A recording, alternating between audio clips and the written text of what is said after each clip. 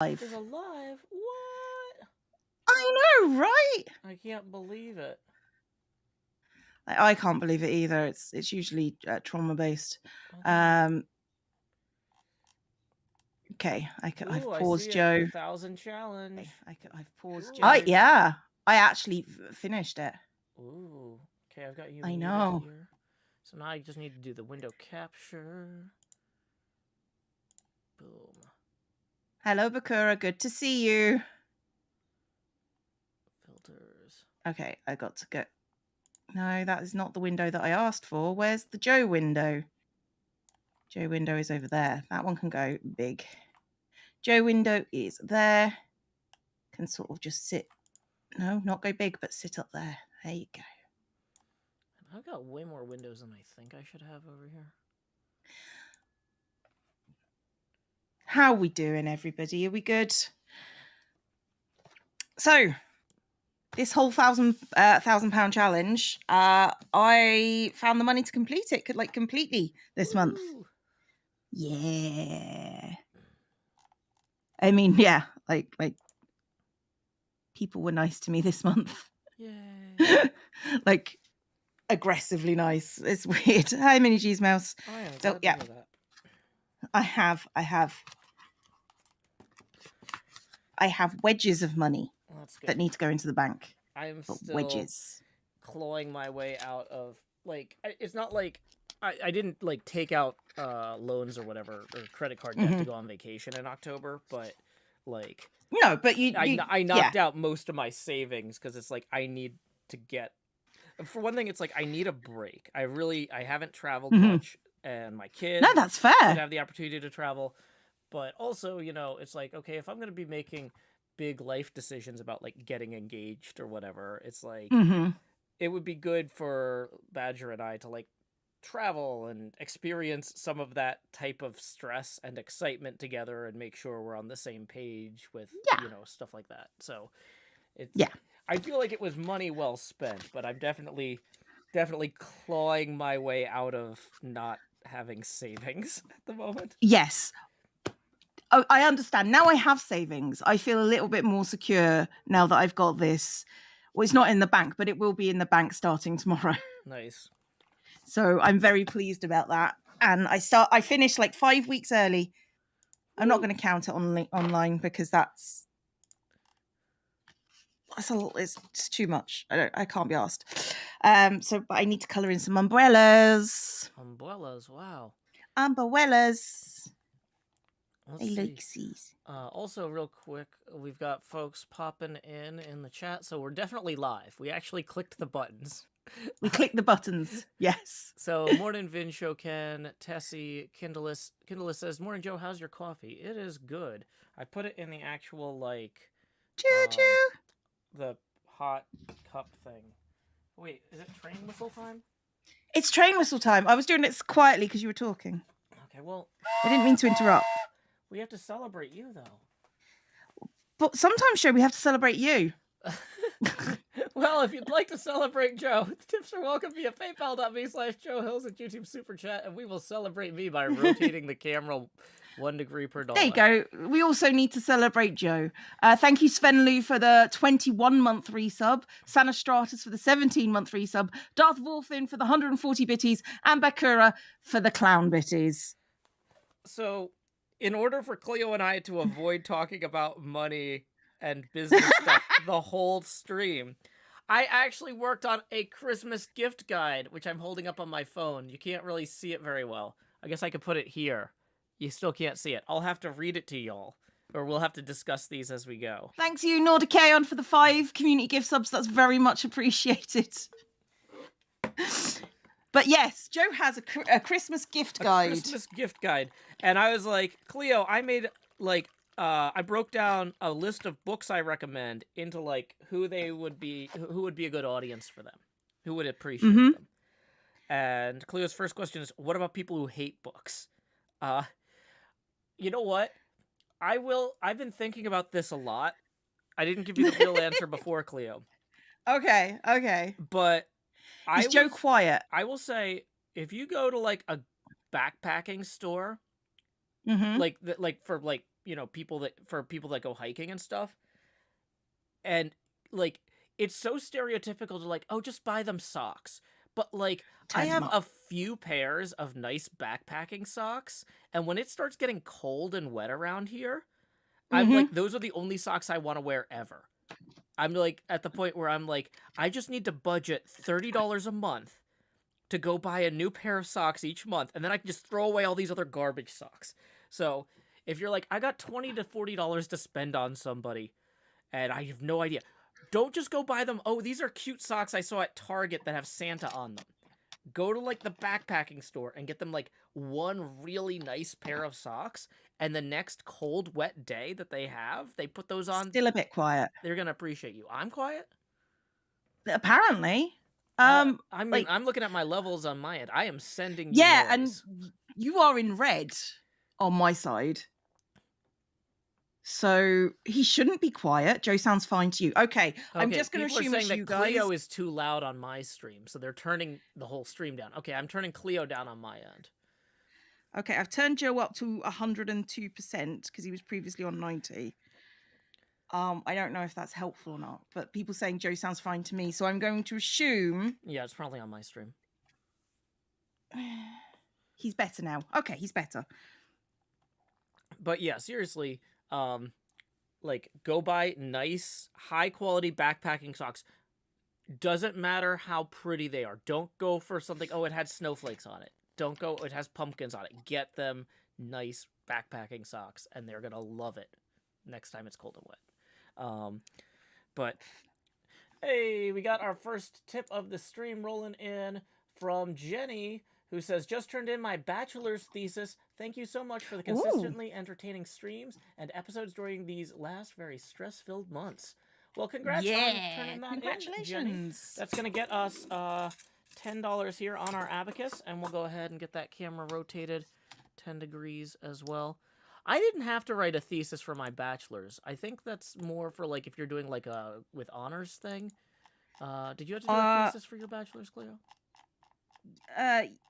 Yeah, but all UK courses are pretty much with honors, so gotcha. I didn't have to write a thesis because of my degree. My degree it was called an end of year project, which was basically a thesis, but because we have to do so much math and so much maps in it, it's not really a thesis. I still had to write 15,000 words.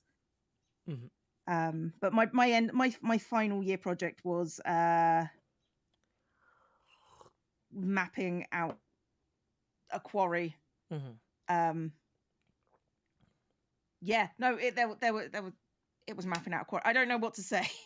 It was this is how thick those beds are. This is how much it will cost in infrastructure. This is how much it will cost to extract, and this is how much you can sell it for.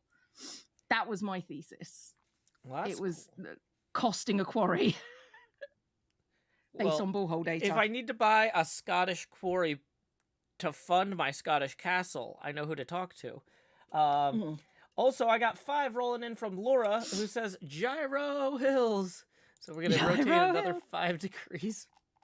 Thank you, Klumily, for the 20-month resub, and Paleo for the bitties. By the way, Paleo, I'm fine. Thank you for your concern. And Chloe somewhere has resubscribed for 90 months. And Mathematical Jackal has resubscribed for 9 months and has a Twitch baby. Thank you very much. Woo! Congratulations. Yay. We've also got Withervane tipping 15, who says, one good sock. One good Yeah. Well, because that's the thing, though, Cleo, is like, because I knew we were going to like Niagara Falls, where it's cold and wet. I bought myself and Badger each like one really good pair of like backpacking socks, and like they were $30 a pair, but absolutely worth it. It's like it is. My shoes and my socks are soaked through, but my feet are still warm. That's pretty impressive. I used to do like a lot of hiking because as a geology person, it's kind of mandatory. Yeah. But I've always had cold feet. Oh no. Because I mean, you don't make a lot of money just coming out of degree stuff. Oh no. And, I was a student, so like the good stuff I couldn't afford, but everyone around me could. And that's the worst part. That's one of the worst parts of going to college, is a lot of people who go to college have rich parents. Darth Worthen, thank you for tipping 5, who says, been a while since I tipped, so here you go. Thank you very much. We're going to rotate Joe another 5 degrees. That's me's. That's you. I'm so pleased that I finished this. Yay. Financial security, yay! Yeah. Ish. So we weren't going to talk about that. Gifts. Well, I mean, we want to celebrate your win, but we want to focus on the positive.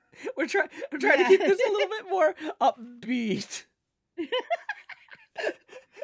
I mean, we're laughing because we know it's impossible. An hour from now, we'll be like, the worst car accident I ever witnessed was.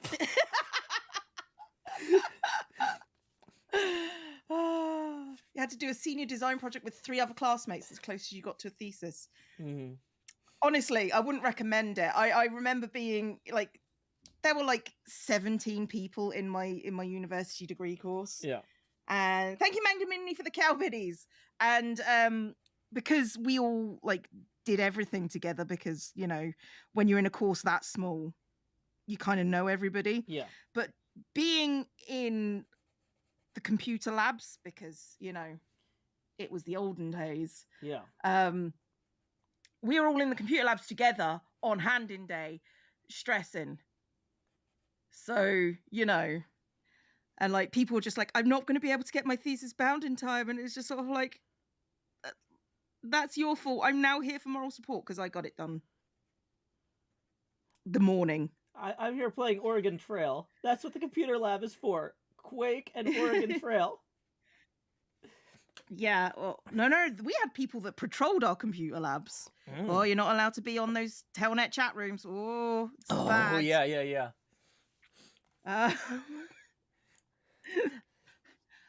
Thank you. I did go on the Telnet chat rooms quite a lot when I was a young'un. I keep coming back to the idea that like, if something happens to Discord, I'm just gonna set up my own IRC server for Patreon patrons. Because I was looking at like, well, what if I set up forum software as a fallback or something? I'm like, you know what? No, IRC is fine. Everybody can connect to it, whether or not they have a visual connect, whether or not they're running a window manager on their computer or not. They can just run it in the command line. Thank you, Pushed, for the 20-month resub. That's like nearly a whole year. That's how that works. I know. Okay. I know that's wrong, by the way, guys. I know it's nearly 3 years. So yeah. So, I've got a whole like list of like different types of readers and what kinds of books they want. Yeah, let's come back to that. So, okay. one of the things I had was for people who like to binge read science fiction series, because I actually found a new science fiction series in the last few months, and I have been going through all of it. And I don't know if you've ever heard of this, because it completely came out of left field for me. It's called The Diving Universe by Christine Catherine Rusch. I know who that is. Okay. She used to do the Fae series. Oh, yeah, she fantasy author. That is her. Yeah. Yeah. So okay, yeah. No, I've read those. Yeah, so basically, she's got a new series. I say new, like this, in the last 10 years. So there's like 11 novels in it and a bunch of novellas. And they're about Christmas gifts, guy. Yeah, they're about space wreck divers. And so she uses a bunch of like real world like scuba stuff as a framework for people who investigate wrecked spacecraft that have been like floating adrift for hundreds of years or whatever. And so it kind of adds a level of grounded realism in terms of the, the approach and the method, even though like the actual science of like the ships that they're exploring and they have FTL and all that is totally different, Yeah. Give me like keep talking. I'm trying to cover up stuff Uh-huh. because I had to do my budget before the beginning of December because that's how that works. Okay. It's already in my journal and I don't want people to see it. Oh, that's So fair. Also, real quick, I you should keep go ahead talking. and thank Christine for tipping 20, who says belated holiday sale expense. So that's gonna get us 20 more degrees angular up to 55. Do do do do. So thank you, Christine, for that. But yeah. So I'm really enjoying these the diving series because it takes place in like kind of 3 different major timelines. Because like Okay. the character in the present is like exploring wrecks from millennia ago. Mm-hmm. And so you'll have like a set of a few books where the main character and her dive company are exploring these ships and like going on adventures in these shipwrecks, and then there'll just be, okay, now here's 2 books about one of those ships and how it got there. And then Oh. we go back to the present and she's diving other ships. And one of those ships will just get its own book about, like, here's the crew of this ship 2,000 years ago. Man, they're screwed. Right? And you. Right. And you kind of have a little bit of foreshadowing about, like, okay, we know the ship was damaged in these ways if we read if you read these other books or whatever. Mm-hmm. But like, you don't know if there were survivors or not. You don't know if they escaped. You don't. And so it's kind of a interesting way to set up a setting that feels really big and expansive, if that makes sense. Yeah. Thank you, Mini Cheese Mouse, for the $5 for Happy Winterval. It's appreciated. Yeah. Yay. That sounds cool. Sounds like a cool book series. Yeah, so like I said, there's 11 novels and probably like at least a dozen novellas, like little short stories. Because that's the other thing, is some of the ships, she'll go back like 5 or 6 years later and be like, you know what? I had an idea for a short story about this ship. Let me just send this into Asimov's or whatever, and then publish it as an ebook later. So fair. Yeah, it's a fun little thing. Yeah, I like it. So yeah, if you've got somebody in your life who's like, I just read all the Brandon Sanderson novels and all the Expanse books and I don't know what to read now, you could be like, well, this will keep you busy for 2 months, maybe 3. Yeah. What was the name of this series again? It's called The Diving Universe by The Christine Diving. Catherine Rush. It might be Rush, I don't know. I think it's Rush. Rusch. Yeah. Rush. Do you have any like big series that you would recommend to people, Cleo? I'm putting you on the spot here because I'm coming in with a list. If you're a big fantasy person, like things that I read, like I haven't been reading a lot recently because you know, life. But the one that I really liked was like if you're into big good fantasy books, Tad Williams.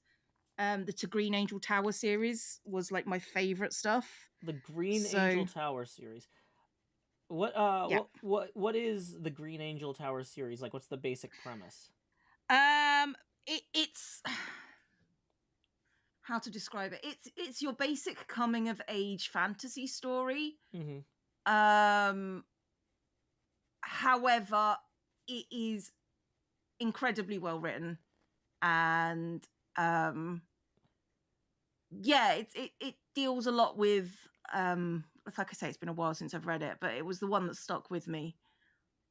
Yeah, it's a lot of your basic tropes, but very well done, and it doesn't feel like a trope when you're reading it. Orphan Boy makes good, effectively. Yes.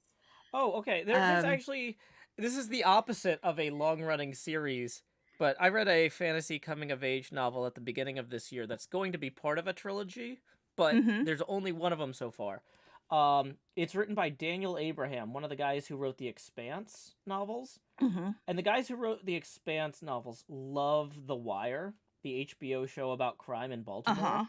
And they kind of have some like they actually have some elements of The Wire in the Expanse universe, just, you know, moved forward 800 years or whatever.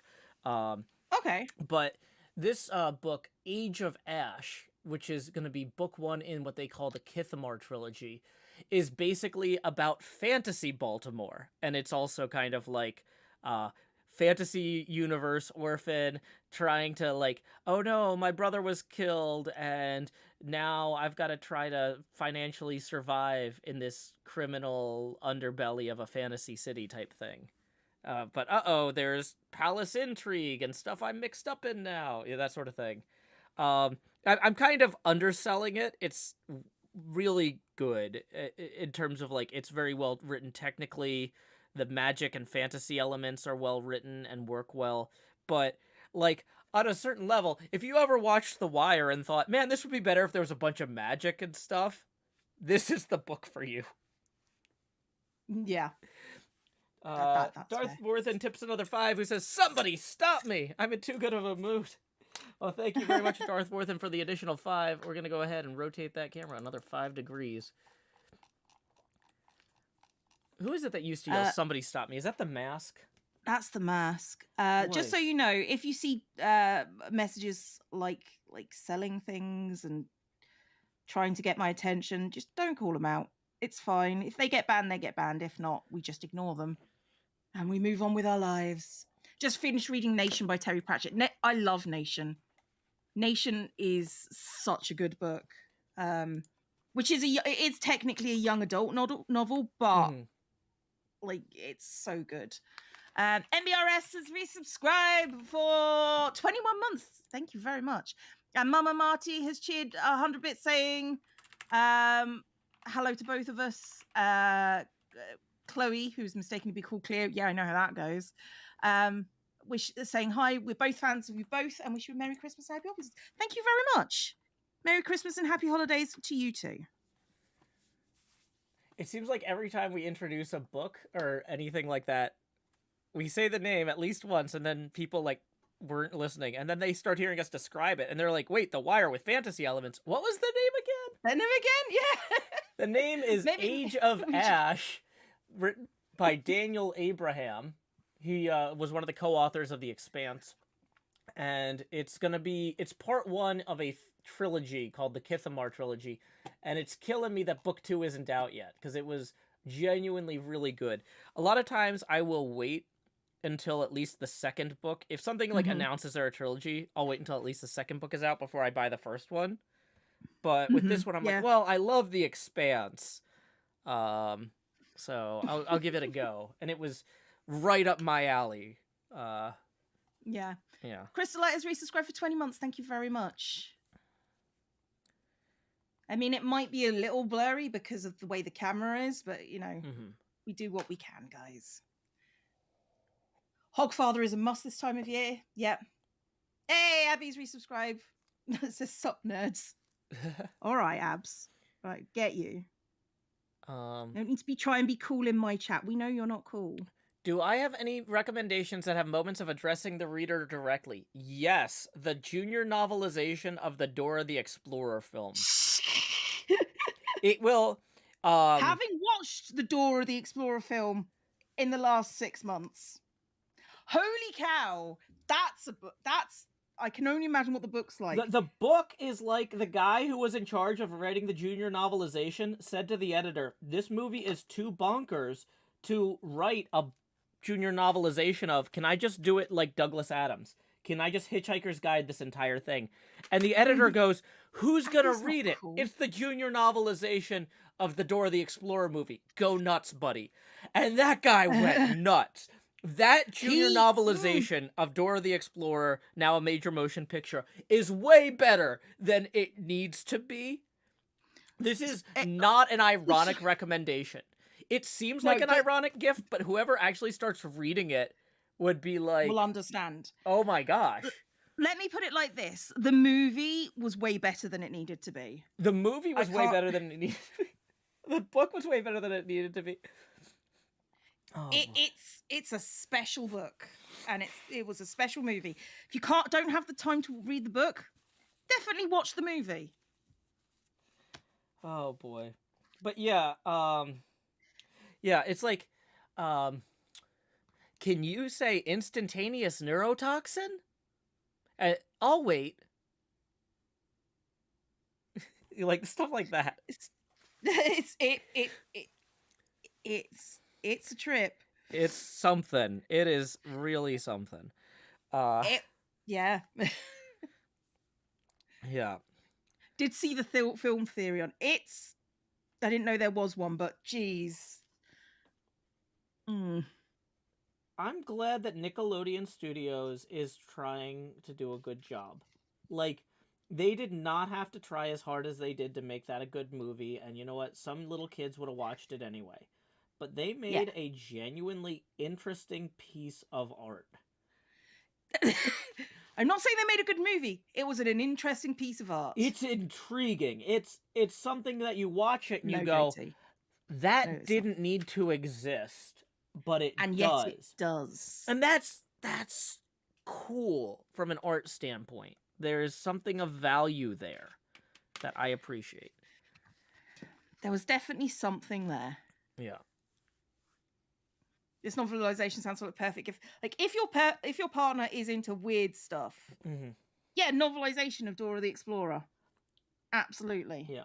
Now, if you want something if you have any Shakespeare lovers in your life who also like The Big Lebowski, the Jeff Bridges film, I gotta tell you, there is a rewrite of The Big Lebowski by Adam Bertocci called Two Gentlemen of Lebowski. The entire thing is Shakespearean, and it is brilliant through and through. I have both the book and the book on tape version of it. I listen to the book on tape version of it at least once a year. It is shockingly well written. This is the sort of thing. It's such a funny gimmick. Like, oh, you could tell the story of the Big Lebowski, you know, as a Shakespearean thing. Yeah, that's pretty funny, haha. But like, it's actually doing it. It's actually very well executed the entire way through.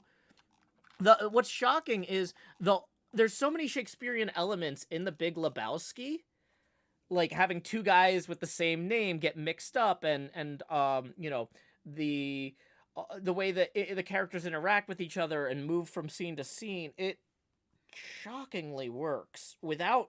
He doesn't have to change much, right? Like, that's always the thing with these adaptations, is like, well, it doesn't really fit, you know, you're really shoehorning that in. But like, no, The Big Lebowski. Cleo, will you humor me if I read the opening with the chorus? Go on. In wayfarers' worlds out west was once a man I come not to bury, but to praise. His name was Joffrey Lebowski called, yet not called, excepting by his kin. That which we call a knave by any other name might bowl just as sweet. Lebowski, then, did call himself the knave, a name that I, your humble chorus, would not self-apply in Homeland's mind. But then this knave was one from whom sense was a burden to extract, and of the arid vale in which he dwelt also dislike insensibility. Mayhap the very search for sense reveals the reason it inspires me to odes. In couplets first, and then a sonnet brave, as prologue to the tale of this the knave. Behold him then, a tumbling soft in sand, to pledge his love immortal to the land. We stray now from fair Albion and from France, and see no queen of bawdy songs and cheers, and in an angel's city take our chance for stupefying tales to take our ears. To war on Arab kings a coast we go, needing a man of times, though hero not. Hear me call him not hero. What's in a hero? Sometimes there's a man, your prologue's thought. The knave, though scarcely man of honored grace, nor god Olympian, nor yet employed, was none the less, for all his time and place, the man befits the circle he enjoyed. A man of lazy ways, of epic sloth, but losing train of thought. I've spake enough. But anyway, so they cram a bunch of Shakespeare references in there. Yeah. No. But like the actual dialogue and stuff is a little bit less over the top, although it's all in you know, iambic pentameter and Shakespearean. Like, whither the money, Lebowski?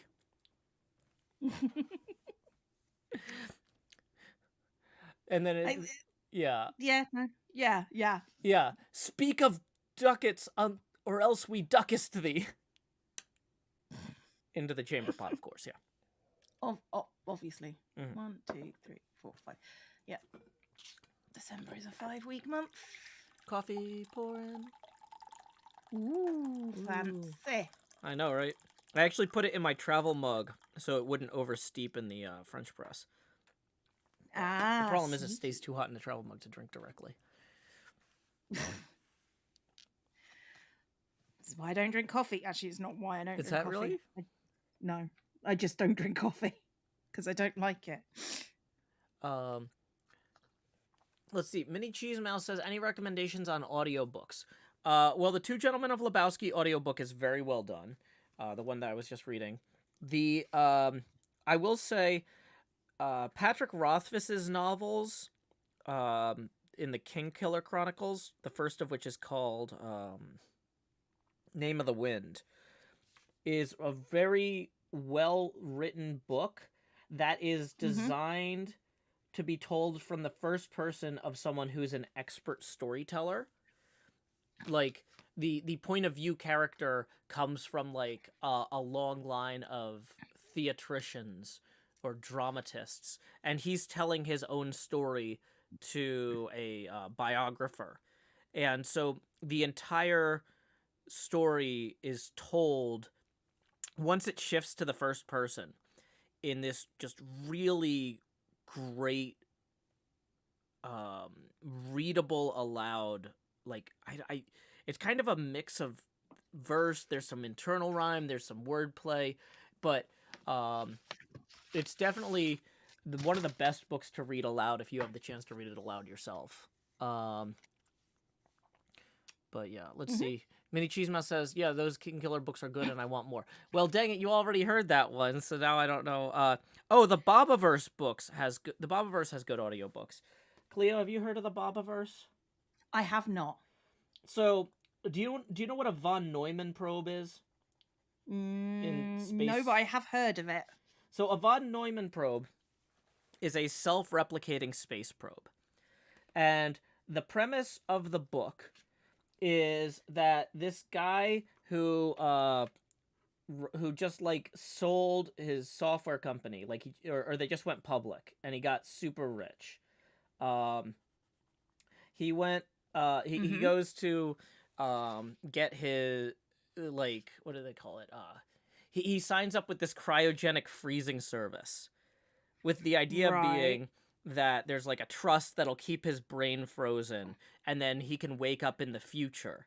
And he's just like, when you have this much money, you want to invest 99% of it in like safe stuff, going water skiing and living life to the fullest. But then you take like 1% of your money and you put it on some long bets, things that'll probably never pay off, but you try it, right? So he gets hit by a car and wakes up a few hundred years in the future, where he is he's basically waking up in an America that is a theocracy, a theocratic dictatorship. And they are in a space race with a bunch of other countries. And they are basically, they need like basically human intelligences to run their space probes that can operate at computer speeds. And so they've been decanting basically anybody who cryogenically froze themselves who was an engineer. In order to basically put them in charge of spacecraft and launch them into space. But like there's a bunch of restrictions on what he can and can't do because it's a theocratic dictatorship and he's not a big fan of those. No. So a lot of the book is about him trying to figure out how to, the first book anyway is about him trying to like get through the tests they have for him to go into space. And then once he's there, try to disable any of the fail safes they have for if he goes rogue. And then to go rogue. obviously. Yeah. You like, as if you and me would not immediately do that. Yeah, and so the thing about these von Neumann probes is they're self-replicating. And the idea is that anytime he makes more craft, he has to also copy his consciousness. Oh, that's going to go bad for them. And there's drift. Right? It's like they're not exact perfect copies, or like even if they were perfect copies, the experience of being told that you are the second of yourself or the 100th of yourself is going to be a different experience than being the first, right? Yes, of course. And so like basically as the series progresses, he's got to learn to work with himself where different elements of his own personality are expressed more strongly or more weakly. But also it turns out that the Cold War between the theocracy and a bunch of the other nations on Earth has gone hot.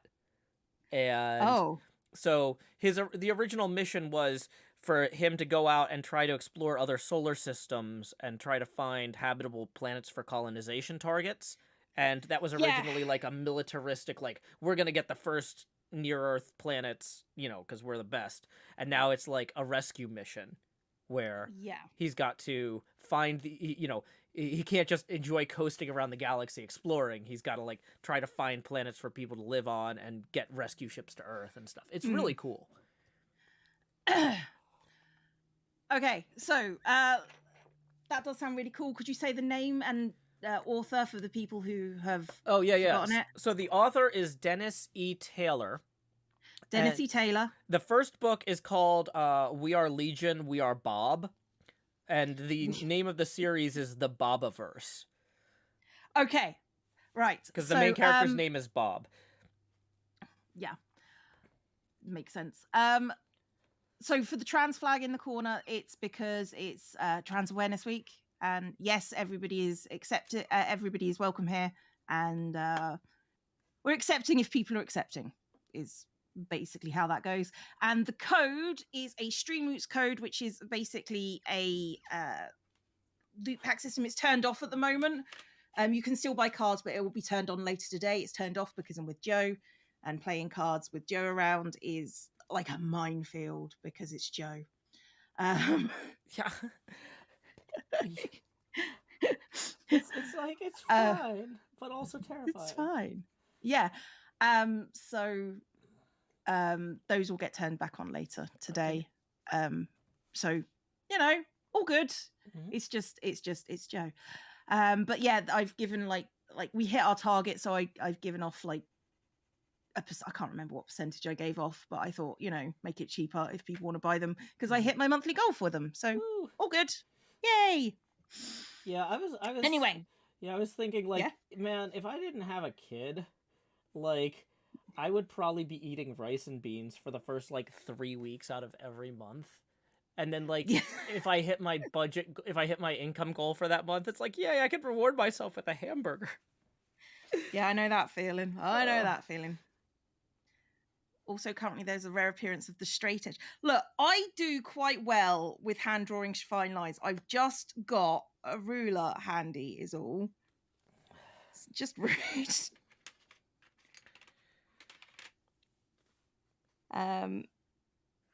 Yeah, so the Bobaverse sounds great. Yeah, the main character is kind of snarky because part of one of the other big things too is that most of these like copied like or decanted brains or whatever personalities go insane. And so one of the things on his checklist is constantly make sure I don't actually go insane.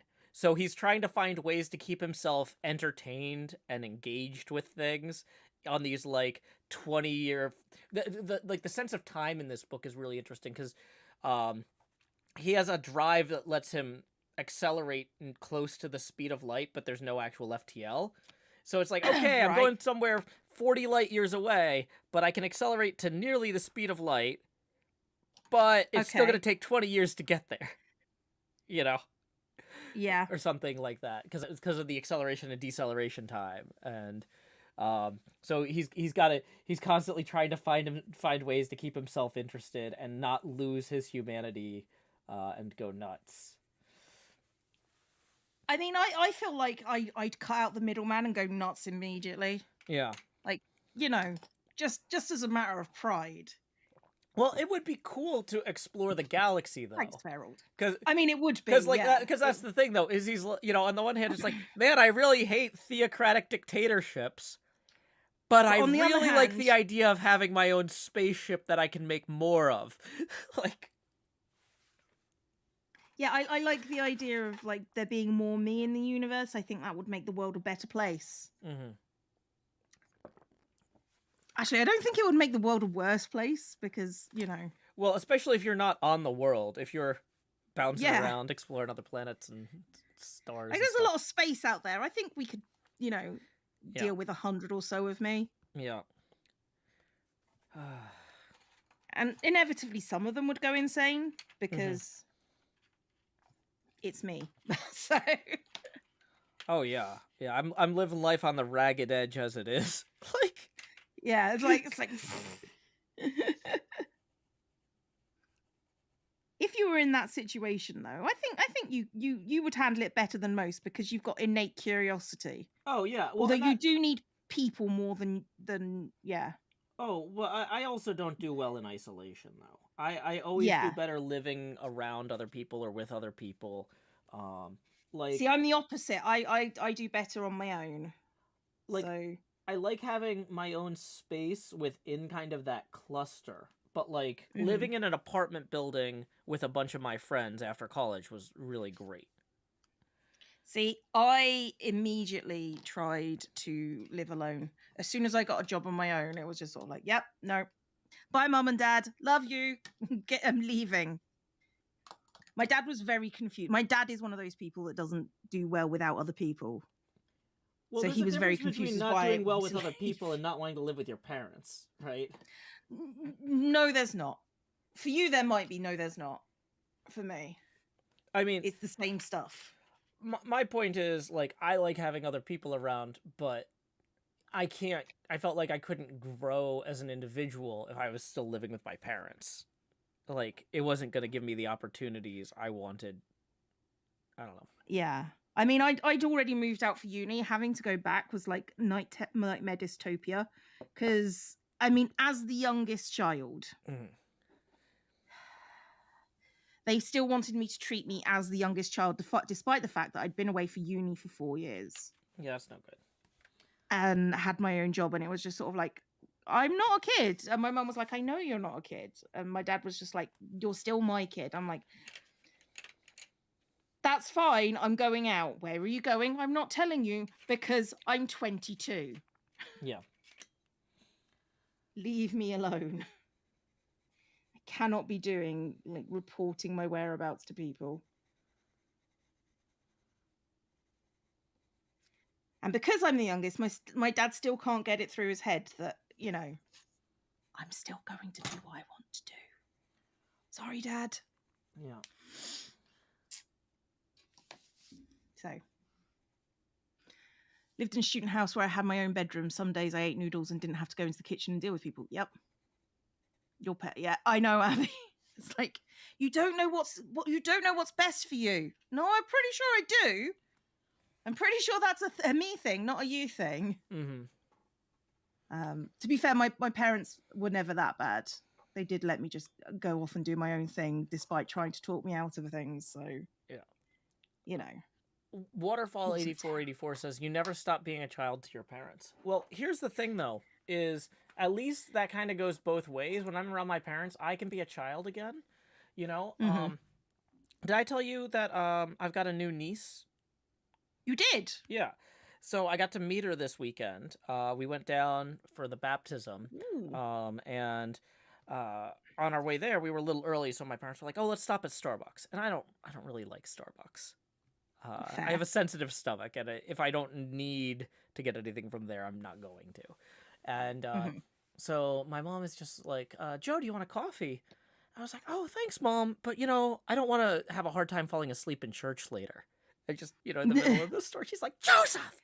I'm like, yeah, I still got it. You always know how to push your parents' buttons. Oh, I wish I had that one. My parents are very non-religious, or so it's just sort of like, I suppose for me it would be going to church. It's like, well, why do you want to do that? Like, seems like a thing you do. Weekend Rainstorm has resubscribed for 10 months. Sorry for bringing this up. Just want to say, I understand. I did lose my mum to leukemia, technically speaking. So I understand, and I'm glad we can help in any way. My parents have accepted we're all adults, but they can't accept we have our own plans on the weekend and won't be home to do whatever chores they plan to. Like, arguably, my parents are pretty good at not, like, my dad's not pretty good at not giving me chores. My dad is very annoyed that I won't let him help in my garden. Because, like, since he retired, that's been his thing. I do people's gardens for them. I'm like, well, I want to do my own garden. That's not allowed. I do the gardens. No, Dad. I'm 42. Let me do my own garden. Yeah. So, yeah. It's just one of those things. But my dad is struggling with that one. I don't know why that's the thing he's struggling with. But yeah, the garden.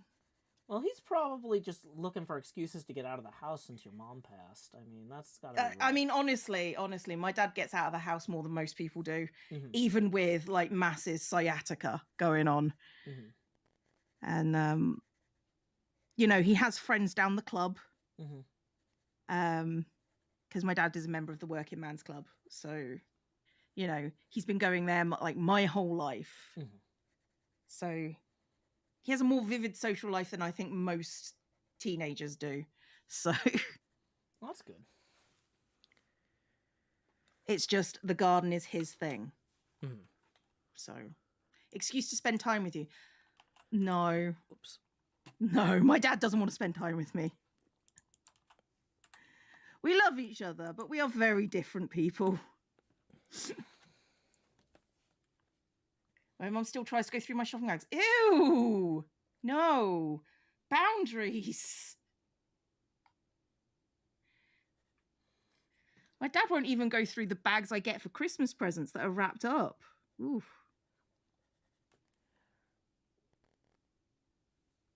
So are you planning on seeing family for Christmas, Joe? Yeah. I just locked down those plans last night so that I can figure out when I'm doing my Christmas Carol streams. So, yeah. So yeah, we're all gonna hang out is the plan. Oh, that's cool. I don't want to go into too much specifics. For I was trying to figure out a way. I was like, which parts of this are a good idea to talk about in public and which parts aren't, and then I was like, not really much. Yeah, no, my brain was just sort of like, I've obviously asked a question that Joe doesn't want to answer. Yeah. How do I change the subject? No. Yeah, it's fine. Like, I'm looking forward to seeing everybody, but like, saying exactly, like which days we're doing what, I don't want to. That's cool. Well, I'm glad you get to. Yeah, I'm looking forward to it. I'm excited too because my sister is coming back from college partway through December, and she's going to be staying with us. She has a job here in town. She does on break. So my daughter's very excited to have a roommate. A favorite sister, I see. Yeah. No?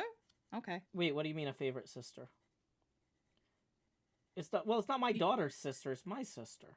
I know, but like a favorite aunt then. Yeah, favorite aunt. Okay, yeah, sorry. I was just confused by like, I was like, wait, what does Cleo think is happening here? I don't have like a second kid who's old enough. I'm aware of that, Joe. Dear God, I'm aware of that. If you did have a second kid, I'd be worried about that child because you never talk about them.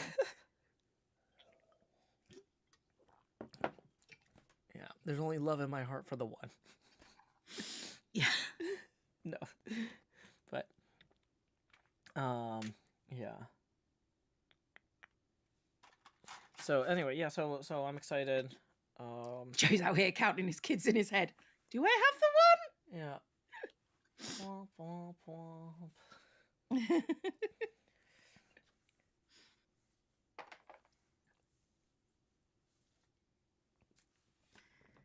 But yeah, it'll so December will be fun.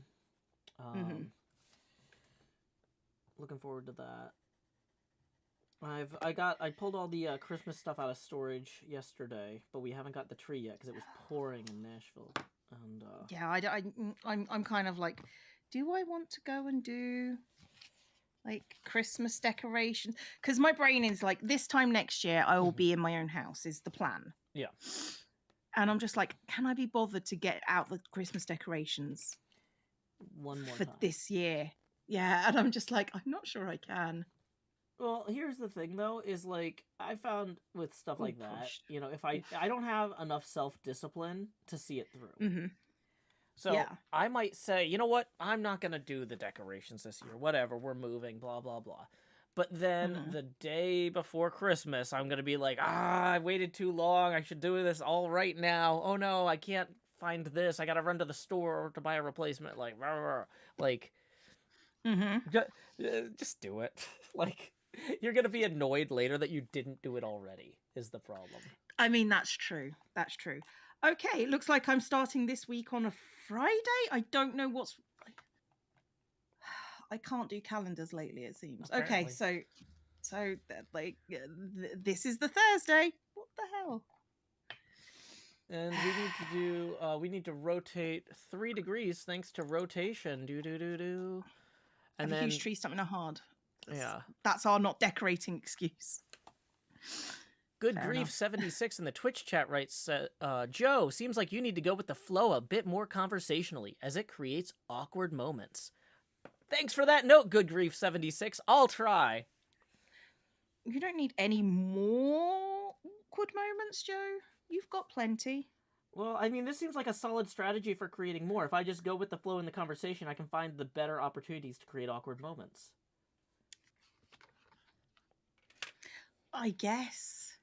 I'm not putting my tree because my cats will try to climb it like they did last year. Like, honestly, my cats are just like very uninterested in the Christmas tree. They'll sniff it a bit and then they'll go, So, yeah. Well, they get to go outside, though, so maybe, like, indoor cats freak out more. True. Maybe. But they don't get to go outside very often, but, you know, I suppose a little bit is. Still, they know what a tree is. Like, it's not like, oh my goodness, what is this? True.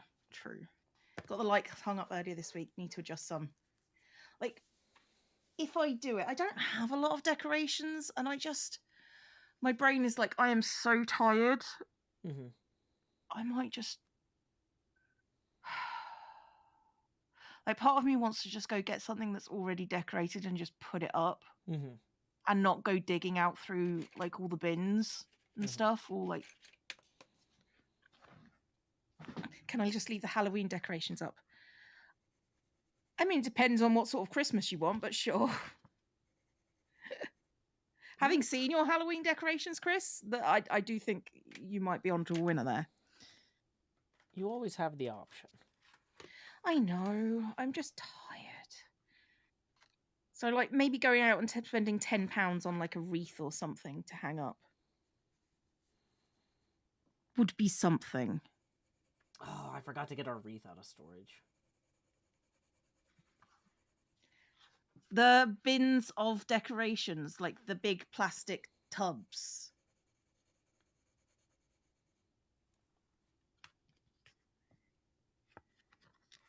Oh, not the trash bins.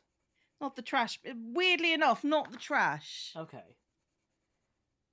Did you think I was going through the trash? No, I didn't realize when somebody's like, what kind of bins are you talking about? Like, what other kind of bins are there? Yeah. That's what I was struggling with, was what other possible meaning there could be. I mean, generally we do use the term bins here rather than, you know, trash, but... The trash cans. I thought you were dumpster diving for tinsel. No, Abby, I'm not you. Cleo, you get out of that there garbage pail.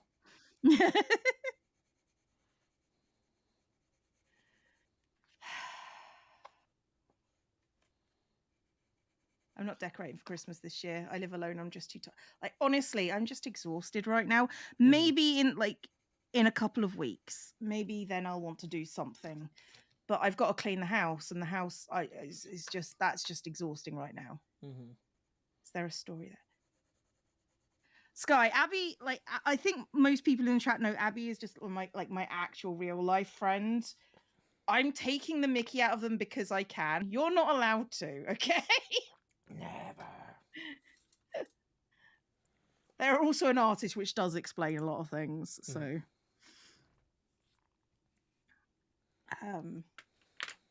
but yeah, it's like I can take the mickey out of Joe. No one else is allowed to take the mickey out of Joe.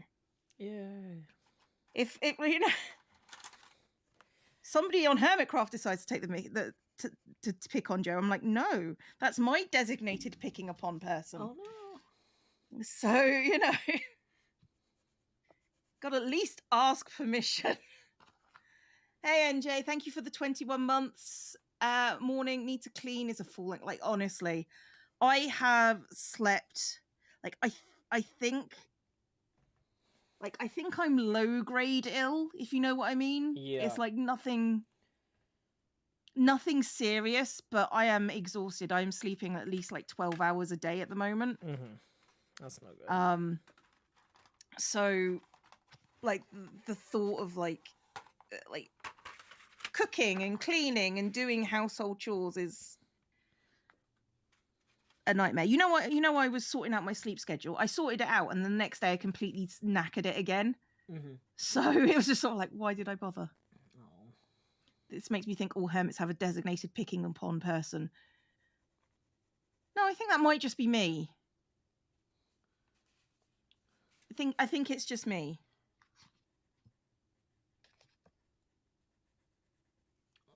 I was gonna say, sometimes it feels like Scar has one.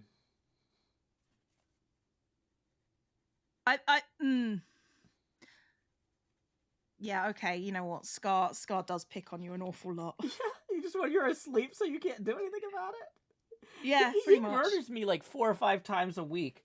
Like, somebody was just like, during the tag game on Empires, Grian was like, oh, it's not really sporting to carry totems. And I'm like, I always carry totems because Scar just straight up shows up out of nowhere and murders me nonstop. Like, this is not me trying to screw with your tag game, Grian. This is just how I have to play Minecraft if I want to get anything done. Like, yeah, I need to sort out something for that.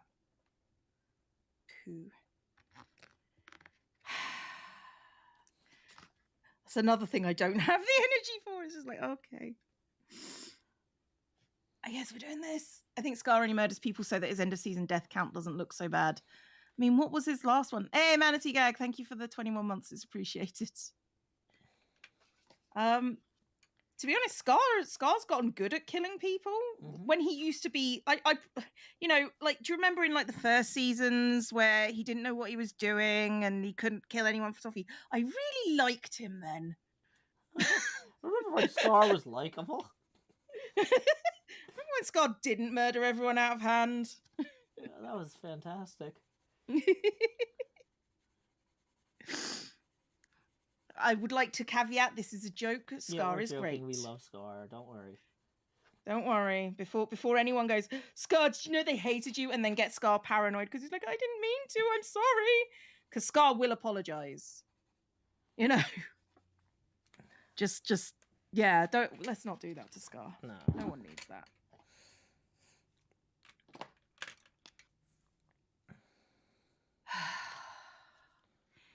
He got murdery after last life. He got good at it, maybe.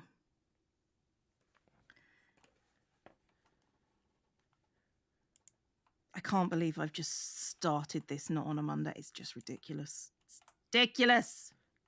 Because it's supposed to start on a different day. It's supposed to start on Mondays. It started on a Wednesday. That's just wrong. Mahi says, Joe dedicated a Thanksgiving thread to Scar. I'm pretty sure Scar knows Joe appreciates it. Cleo, did you see this? No. So, at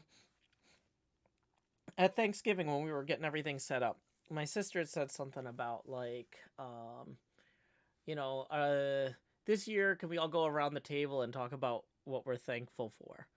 And like, Mhm. my parents don't really like stuff like that.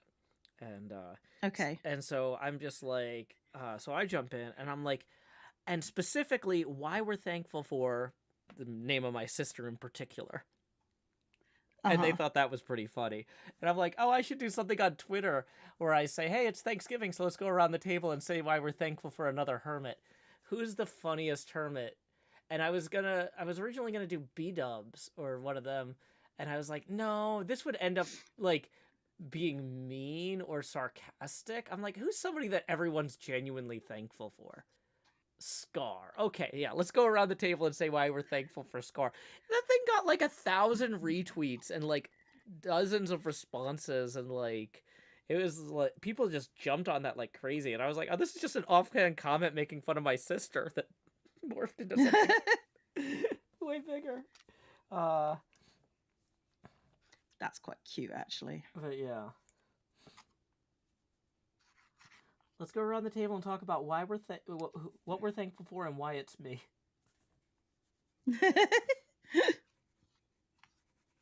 I mean, it seems valid to me. Yeah. I all think you need to do a defend yourself from Scar is to live in a forest. Trees kill him more than anything else. Watch out for that tree! Scar, Scar, Scar of the forest, dead as he can be. Ah. Okay. I mean, yeah, he would be dead immediately. That's true. Joe declared it National Make Scar Cry from How Loved He Is Day, and you went with it. I don't think Scar didn't acknowledge it, so I don't even know if he saw it. I mean, to be fair, I don't think a lot of people are looking at Twitter these days. Yeah, that's I've fair. taken it off my phone. So I have to actually go looking for it. And when I remember, oh yeah, Twitter's a thing, my brain is like, you don't need to go and see. You just don't. Yeah. And I'm like, you're right, brain. You're right. Let's just not bother. It's been great for me, to be honest. That's good. For like mental health, you know, it's just like, oh, ignoring Twitter.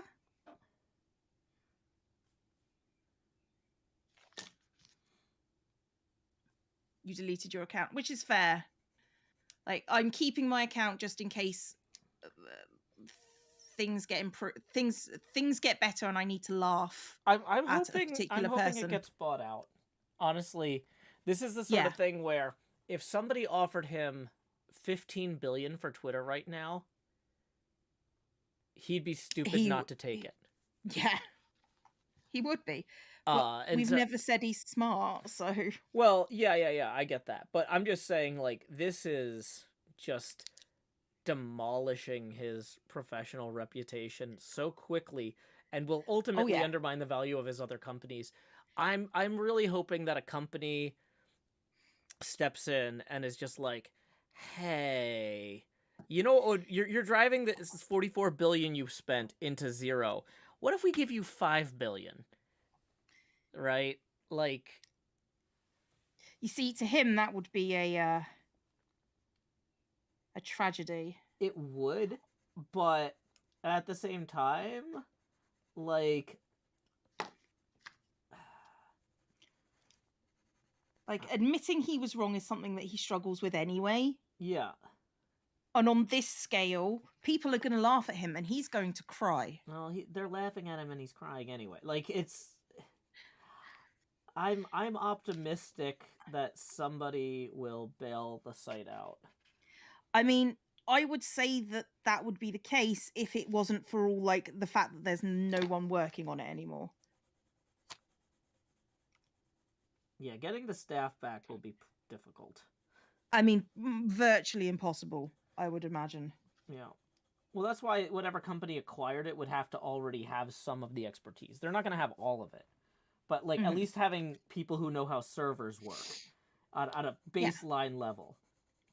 People, like, if they were bought by a company like Automatic, which is probably too small to be able to afford it, but Automatic bought Tumblr. And I don't think they're doing a great job running Tumblr, but at least it still exists, right? Yeah. If Automatic bought Twitter, at least it would still exist. And Matt Mullenweg, the guy who runs Automatic, is not one of my favorite people. I think he makes a lot of stupid decisions, but they're generally well-intentioned stupid decisions, at least, and they're slower. They're not erratic, Okay. high-speed stupid decisions. Fair, I guess. Okay. Like, so the best case scenario for this is somebody I dislike less who makes stupid decisions slower by Twitter. That says a lot, I think, about where I only use Twitter so I can tweet my Hermitcraft, which is fair, valid, 100% valid. Well, here's where I'm looking at though. Is it's like, this is where I keep track of a bunch of journalists. This is where I keep track of a bunch of people that I've met at conventions over the years. There's no one good place to do that otherwise, right? See, this is the account where I piddle on bigots. So I kind of would like it to stay. Well, and because it makes my experience so much better because I get to ban all the people that are just howling bigots that don't like make me saying nice things to non-bigots. Well, here's the other thing though too, is like, for example, this is where I talk about like labor issues. Mm-hmm. And so I was actually thinking, I was like, I don't know if anybody's reading my tweets about this railroad stuff. Maybe my last episode on the Empire server should just be me explaining why the Biden administration is a bunch of cowards by not giving railroad engineers 4 sick days. Do it. Like, I was actually, here's a proposed structure for if we record a big group recording, before leaving the server or whatever, because everybody's gonna have the same footage, right? And so nobody's, but basically, right? Basically, yeah.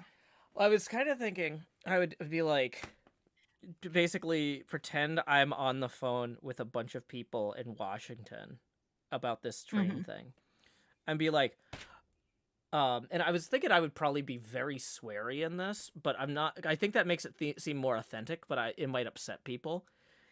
It would definitely upset people. But look what happened when I swore, Joe. Yeah, it's like, okay, I got 10 effing minutes because Grian is running behind on his thing. I gotta hit record soon. Okay, look, I need to talk to Butt Geek and Transportation. What the hell is he thinking? We got this going on, we got that going. Just like basically ranting about the rail issue while basically working my way through the White House phone tree. And every so often I'm like, hold on, I gotta put you on hold so I can record this stupid thing on the dumb Empire server.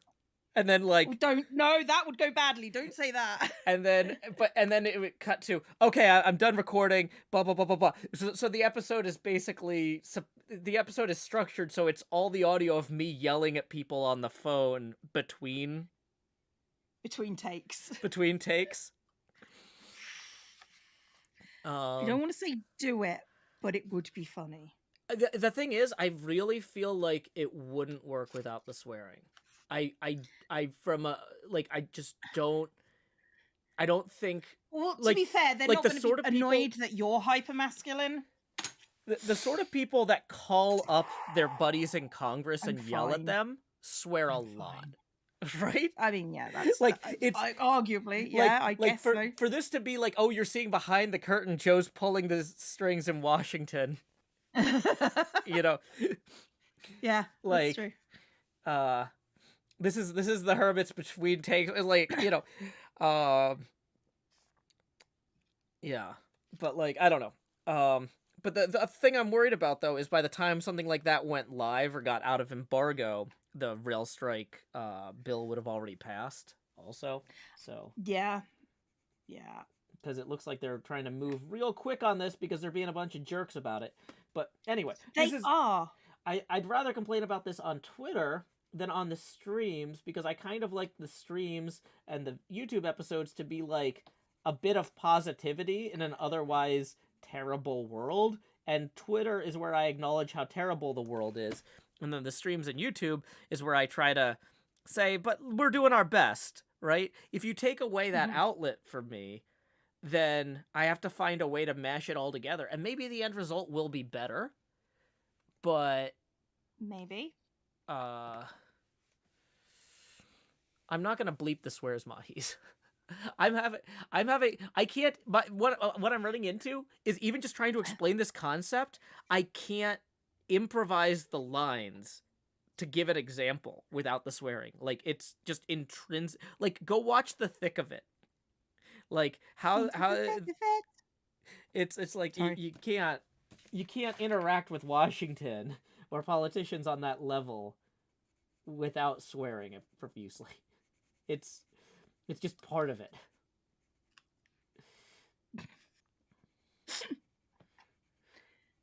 We appreciate you, Joe. I'm trying. And I'm not being facetious. We do appreciate you. Thank you, Cleo. You're welcome. Joe is your spirit animal. No, he's not. He's a nearly 40-year-old person. Promise you. Yay. I don't know if I'm nearly 40. How close Are you close to 30? How close do you have to be to 40 to be nearly 40? Closer to 40 than to 30. Okay, because I'm closer to 35 than to 40. Joe? Yeah. Are you closer to 30 or 40? 40 technically, but like I'm 36. Right, that doesn't feel like nearly 40. Joe, that's 4 years. Okay. Deep down, we're all nearly 40. I'm actually over 40, guys. Trust me. That 36 isn't as valid as Joe thinks it is. That's just not how I think. That's not how I think about math. If you said, if I was like, Joe, if I was bringing chairs to something, like I wouldn't consider 35 almost 40 chairs. Or around, if you said bring around 40 chairs, to me that would be like 38 to 42 chairs. Joe, like, we're all also talking physically. Mentally, however, you are 78.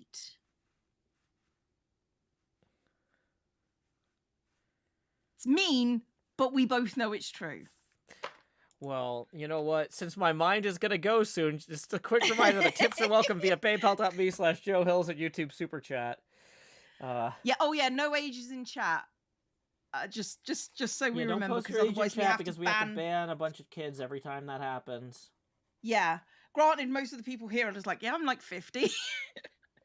Yeah, but the thing is, then one kid will be like, I'm 11, and then we have to ban them because Twitch and YouTube and report them. Yeah, it's a whole thing.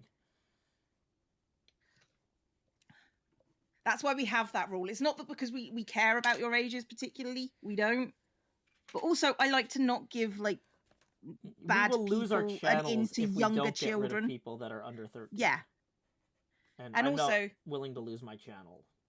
And also, I don't want people who are like below 18 to say their ages either, because you know there are people who are not nice that hang out on the interwebs and will go, "Oh, you're 15." I don't like those people either. So let's not make it easy for him. Nope. Joe has grumpy elder vibes. Joe has stressed elder vibes. This is what happens when you live in a society without a good social safety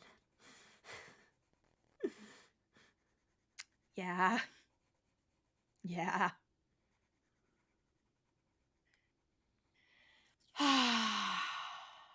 It's all fun and games until someone loses their account.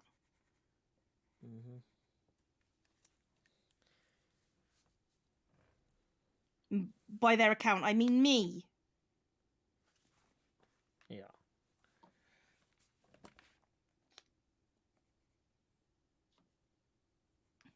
Do we want to be 85? I mean, you can be 85 if you want. But let's not talk about it. See how that works? Yeah. It's easier to not.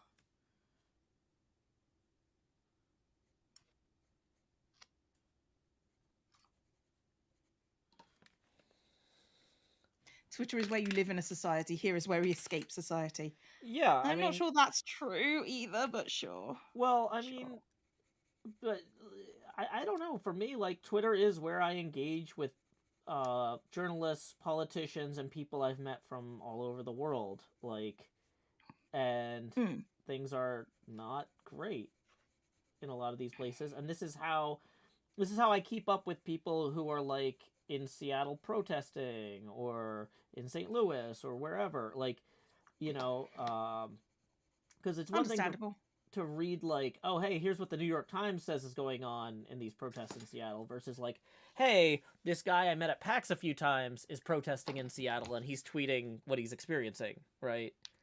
Yeah. Like, it does help me have a less filtered... I mean, it's still a filtered worldview, but like, it's filtered through the experiences of people that I've met personally, which I think has a value. And I'm upset that might be going away. And I'm hoping that it doesn't. I'm hoping that it doesn't, but also aware that not being on Twitter a lot has given me some mental space that I didn't know I needed. I get that when I avoid Discord. Fair. Because like, Discord for me is just a nice place to go. Yeah. But I understand it would stress you out, Joe. You dyed your hair yesterday, and I love how awful it is. Why is it awful? What colour did you dye it? Is it I think it's awful, or is it objectively awful? Is it puce?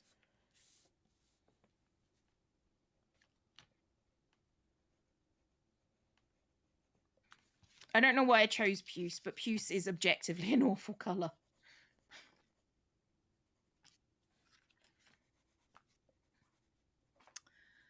Where did I put my labels of days of the week? I'm up and moving, but I can still hear and everything. Okay, I can still hear you too and everything. Good. You're still audible, just quiet. Audible, quiet, and shuffling through like hundreds of bits of paper. I have so many stickers. Like, arguably too many.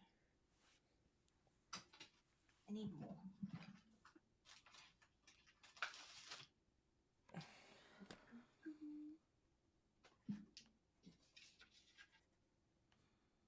I definitely had days of the week stickers.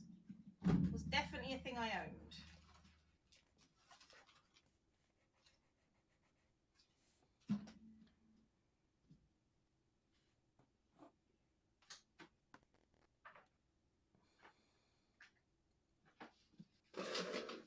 Okay, looks like I can't find them. That's a shame. They were cool. Yay. Need to buy more. Puce is like a grey purple. Yeah. It's specifically the colour that insects are when you fleas are when you squidge them. Apparently. Don't ask me how I know that. Oh, I found some stickers. I found some day of the week stickers under the colours. Which arguably was where I was looking.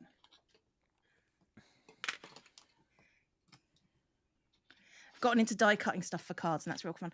Can you die cut my stickers for me? They're just sheets. Well, but that person would have to make a custom die for cutting. I know. Those shapes. That's like the least effective way to do it. I know.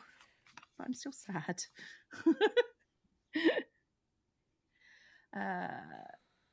What day it starts? It starts on Thursday.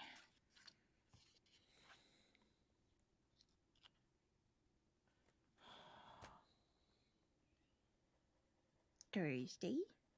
See you later, Rafa. My cat gave our whole house a flea infestation once.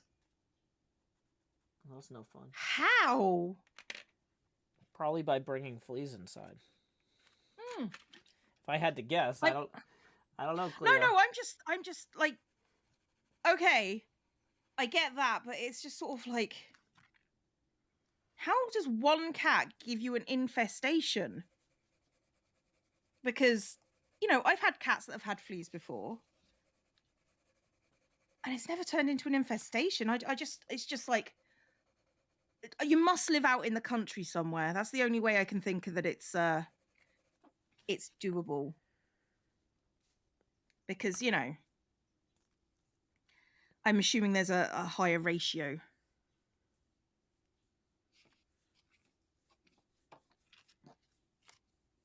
A lot of people are saying that they are Having very them all is awful. Yes. right now. Huh? A lot of people are saying it's cold where they are. Yeah, I mean, having Because cold is useful. apparently the nearly 40 conversation has switched to people being like, it's not even nearly 40 Fahrenheit here. Oh. Okay. So, Badger Spanner says, my mate hasn't got her heating on right now, so we've been living in hoodies and duvets. Now, duvets, of course, are French. I'm not sure where hoodies are from, but I hope you enjoy your international freezing experience.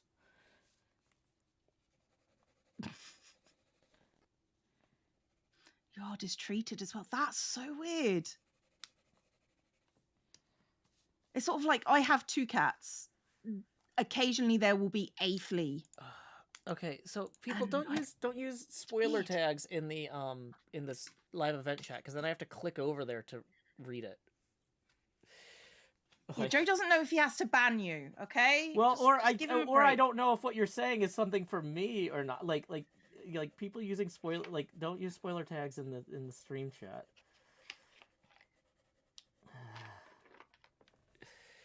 It's always for you, Joe. Everything for you, Joe. Well, they could talk in a different room if they don't. This is the one for me to read during the stream. Don't make it hard for me to read. Come on. I have an hoodie, but it's a case of I need to keep the house quite warm because otherwise I can't breathe. Oh no. I have temperature sensitive asthma. So yeah. How does Badger not snack him mentally for some of these jokes? I mean, honey, I don't smack you for any of your jokes. I think about it sometimes.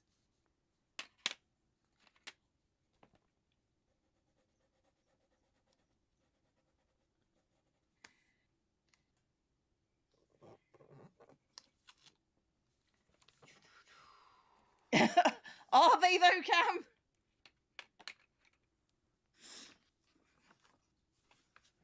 What? I don't know where hoodies are from.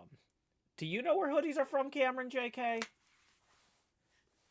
Hoodies are from sweatshops usually. Okay, so I guess they're what? Chinese, Thai, Vietnamese, something. Okay, so well, if it's Vietnamese, then you got the French connection there too with the duvets. So we brought it back around. Thank you, Cameron JK.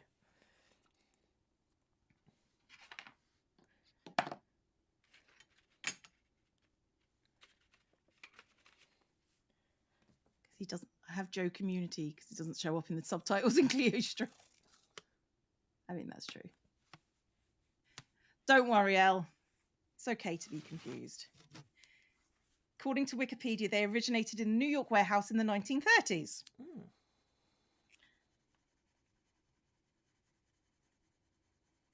I didn't know someone was going to look, but you know what, JT? It was going to be you that looked. This hoodie was made in New York City. New York City.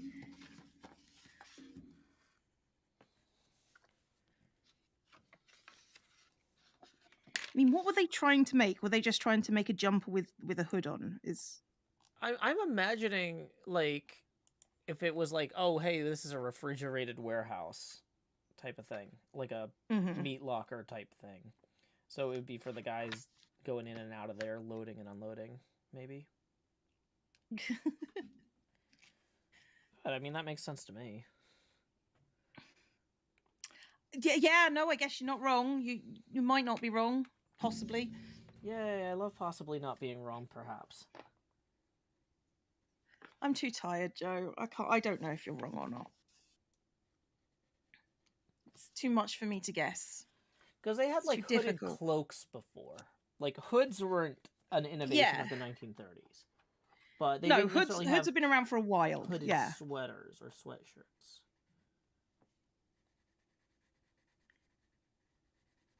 That's upstate New York, not NYC. We're being clear, are we? Specific. Oh, so it's like buffalo wings, like one of those upstate innovations. I don't know. I don't know. Yeah, Buffalo's upstate. I drove through it recently. Okay. I guess. Makes sense. It can get cold in New York. Rochester. I'm assuming that's a place. That is a place. It's also upstate. It's a little bit east of Buffalo. Okay. I don't know where Buffalo is. It is just south of Niagara, maybe 10 miles. Okay. I vaguely know where that is.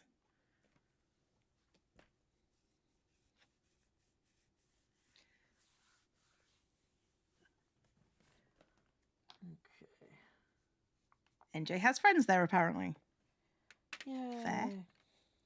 NJ has friends everywhere. NJ's just a very friendly person. Buffalo is that place that's now buried in snow.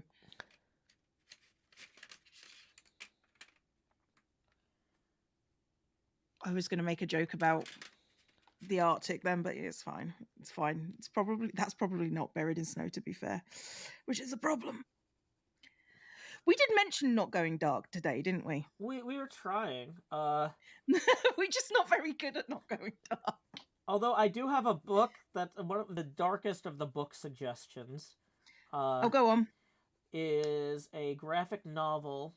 Well, it's technically not a graphic novel because it's a graphic memoir by cartoonist Kate Beaton, who did the Hark a Vagrant historical comics.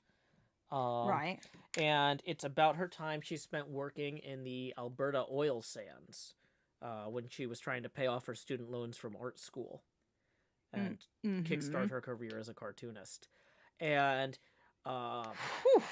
it is... Okay. It turns out working in the Alberta oil sands kind of sucks. Yeah, no. As somebody who has known many petroleum geologists, whew. Yeah, and but like the thing is, she's from this. She's actually from the same island Jem is from.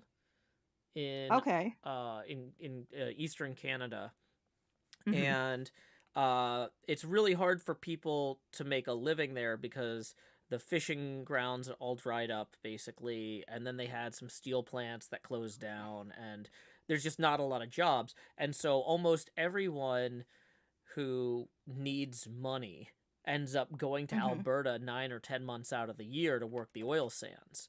And so when she was trying to figure out how to pay her student loans off when she couldn't get a job as an artist, she's just like, I guess I'll just do what everybody else does. And so it's actually kind of weird because it's not like she's going out there by herself to work the oil sands. It's like she's constantly running into people she went to high school with, or her friend's dad, or random people from town, like across the country working the oil fields. So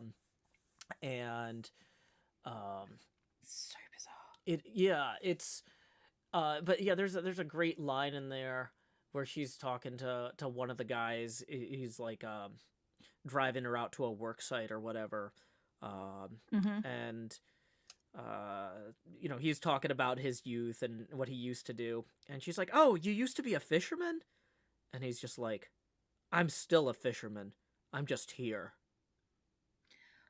Ooh. And it's just like, yeah. In the same way, she's still an artist. She's just here. Everybody's just here.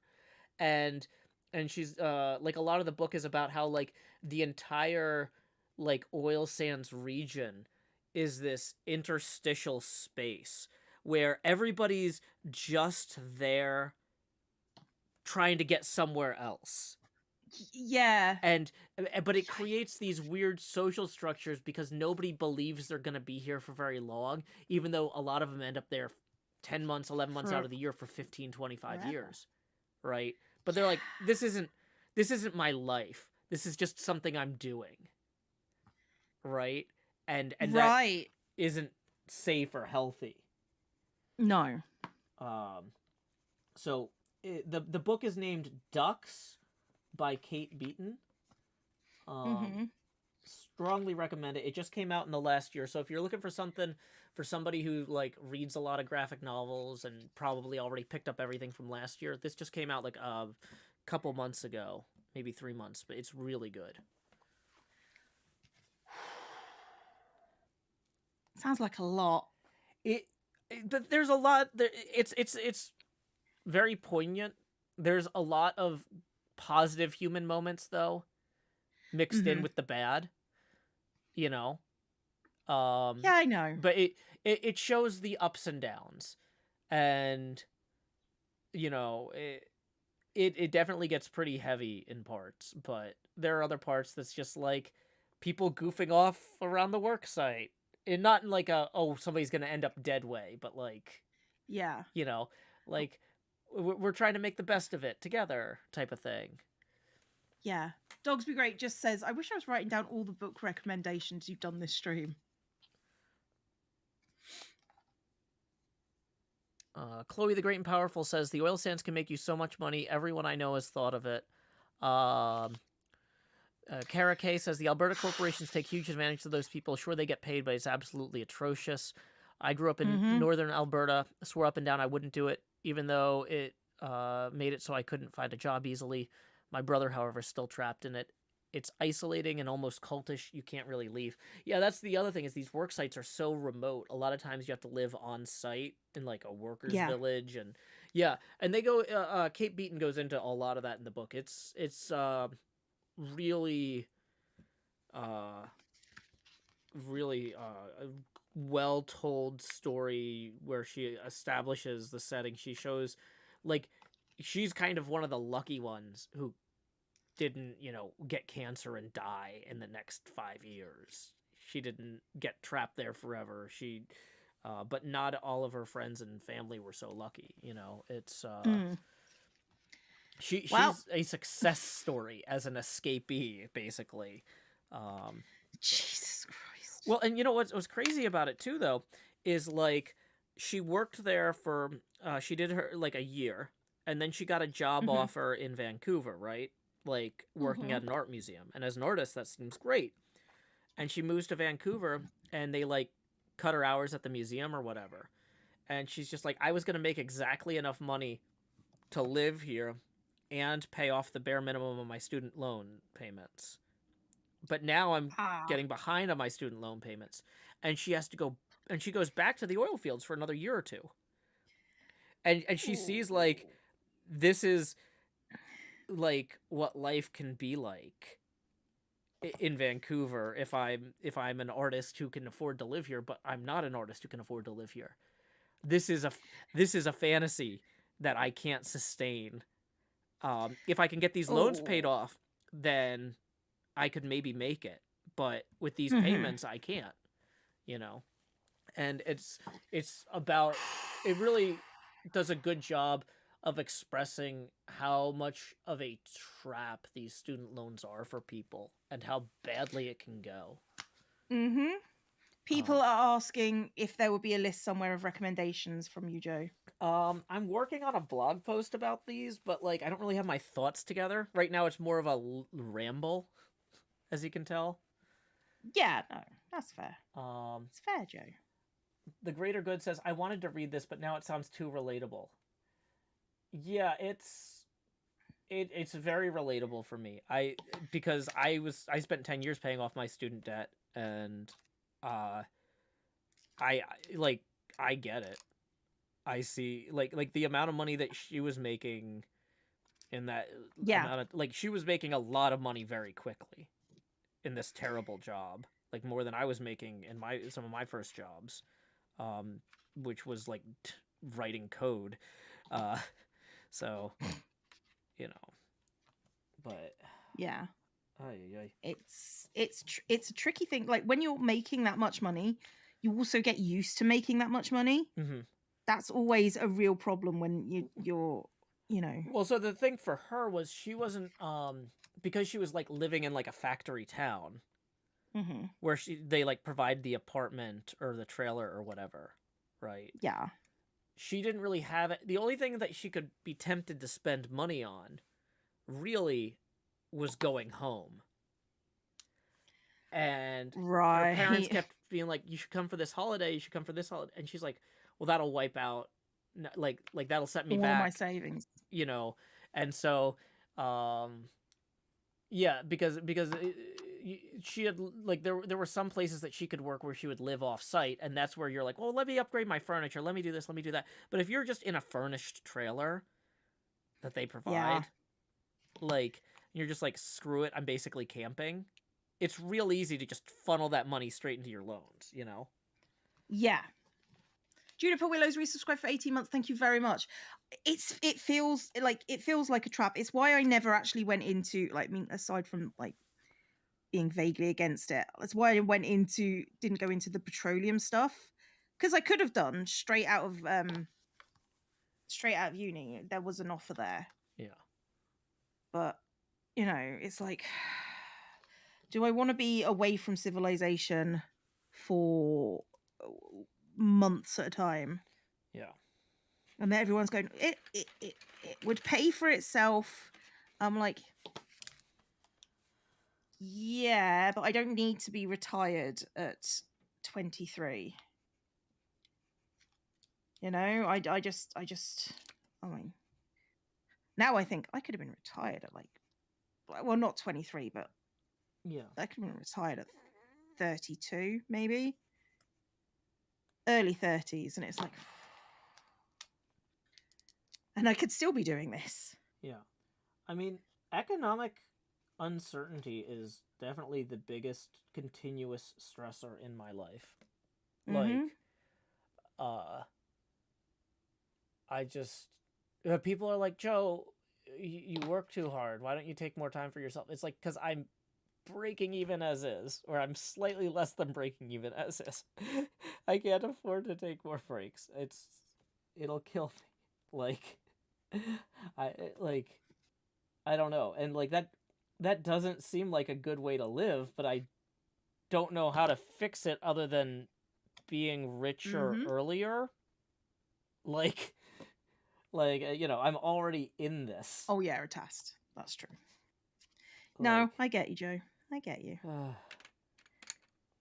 You would have needed to retire at 35. I mean, like, a lot of people, yes, but as the geologist, not so much. The drill riggers absolutely would have to retire at 30 odd. Yeah. The geologist who's looking over the boring samples, not so much. Yeah. Kara K says, the lack of cultural infrastructure and the demolition of existing cultural infrastructure leads to rampant alcoholism and drug abuse out there. Yeah, that makes sense. Yes. And yeah, it's Beaton goes into that some in the book. I don't want to. It's not like the sole focus of the book by any means, but it's definitely acknowledged and addressed as a problem. As a problem, yes. Yeah. Well, and that's one of the things too. Is she talks about, like, man, we have like 100 safety training hours we have to do every year, where they're like, okay, come watch this forklift training video, come watch this, but like they don't have anything for recognizing if you or the people around you have a drug problem. And a lot of the people around her do have a drug problem, which then becomes a safety problem. Yeah, as it would.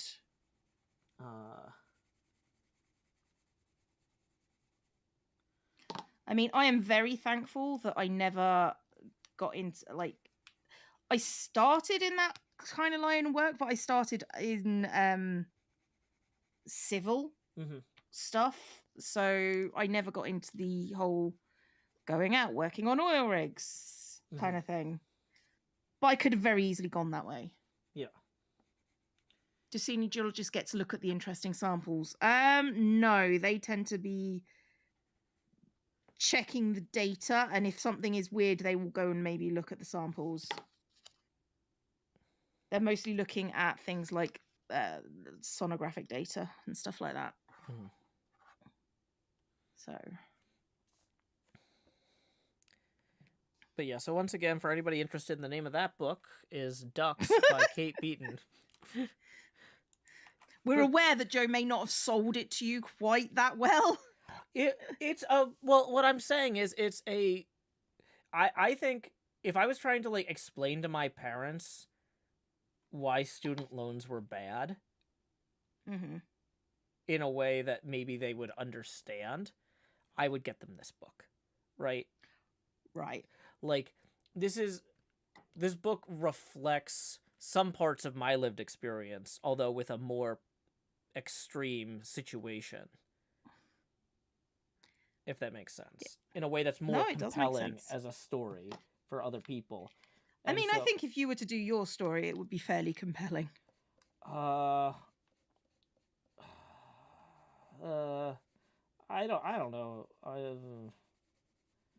That's not me encouraging you to write a book, Joe. Yeah, like you don't have the time for that. Like, yeah, I don't have. For one thing, I don't have time for it. For another thing, I'm legally required not to say anything negative about my ex around my daughter, and I feel like writing a book about. I mean, how long does that last? That lasts until she's 18, right? Yeah, until she's 18. So, like, it would be very hard to. Hey, you know what? On her 18th birthday, you can do. You can publish a book. Yeah, I know, right?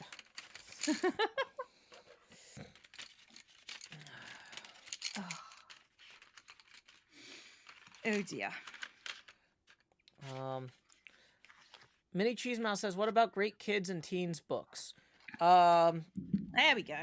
So, another graphic history, although it's not it is a memoir, I guess. Another graphic memoir, John Lewis's March trilogy. John Lewis was one of the civil rights leaders who he was involved in the Nashville civil rights movement as well as the broader civil rights movement in the American South. Later went on to serve in Congress. I recommend that graphic novel trilogy strongly. You can buy it as a box set as a gift. My daughter is 9 and she's about halfway through it. We started on a couple weeks ago. There is some intense violence in there.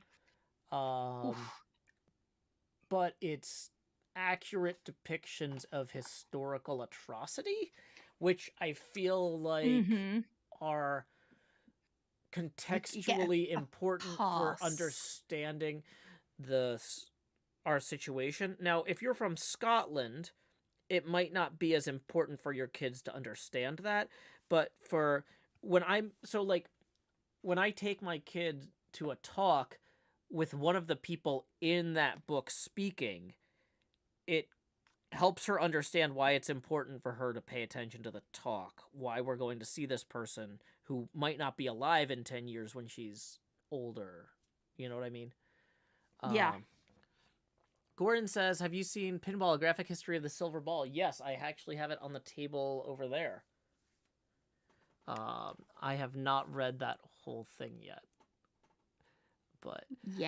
Well, the problem is there's this great podcast called the Silver Ball Chronicles, which does deep dives into all these elements of pinball history. And so reading a book that's a broad overview of pinball history after listening to, like, I don't know, 200 or 300 hours of hyper in-depth slices of pinball history, like, it's probably a great introduction for somebody who is completely unfamiliar with pinball history, but, like, I'm looking at it and I'm just like, I know like 90% of this because like there's not like it's well illustrated, it seems well written, but I just haven't been able to get through it because I feel like I know it all already. Yeah, it's just a less in-depth version of my existing reading or research or whatever.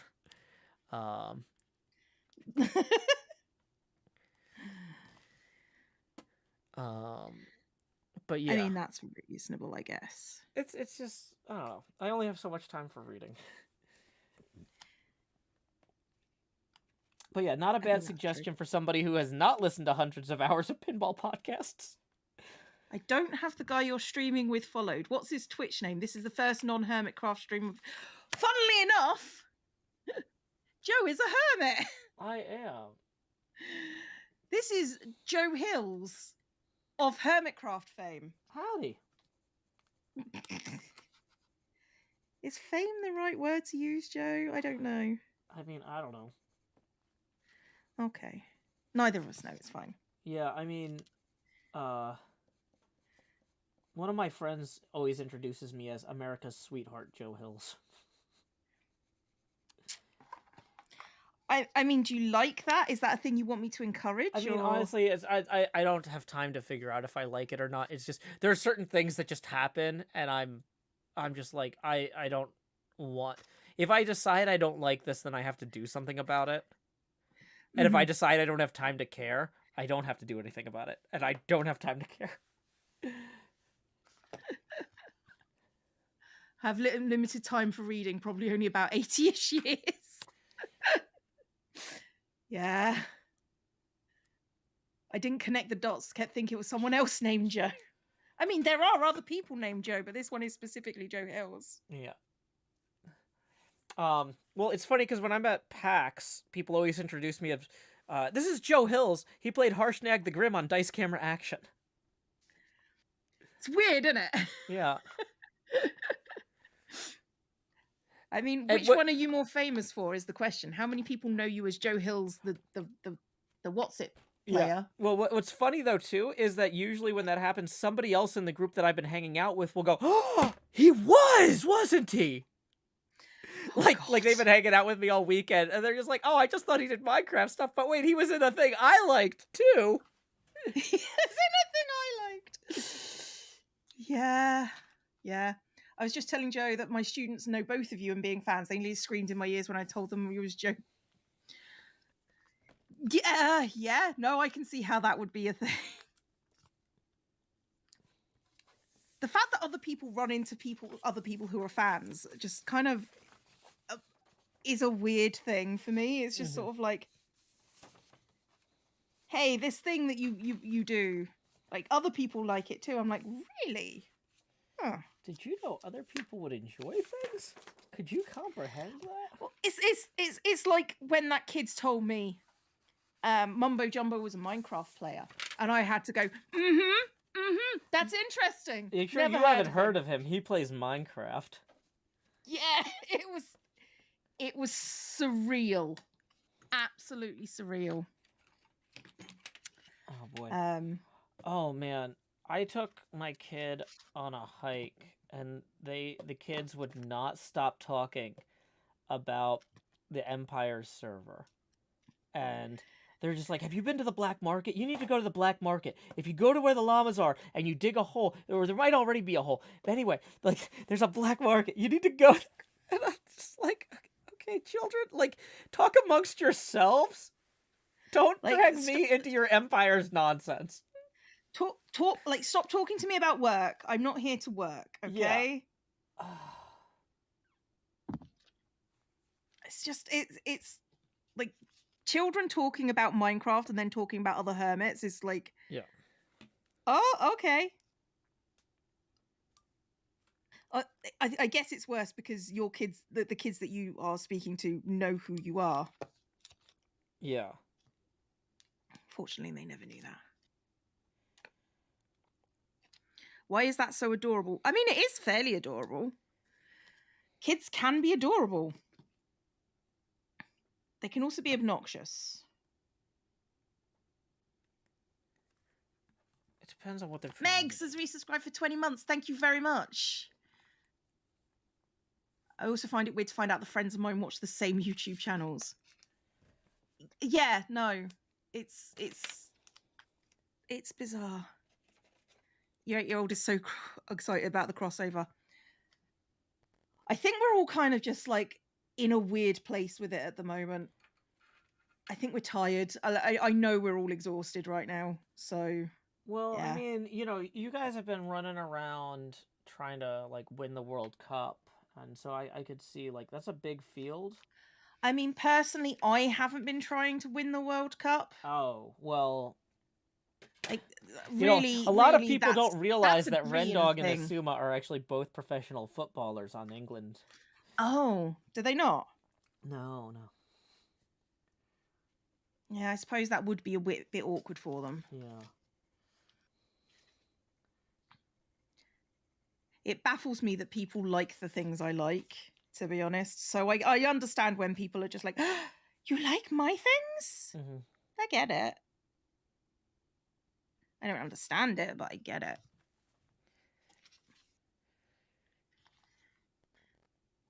No wonder England only managed to draw with the US. Look, I was tired, okay?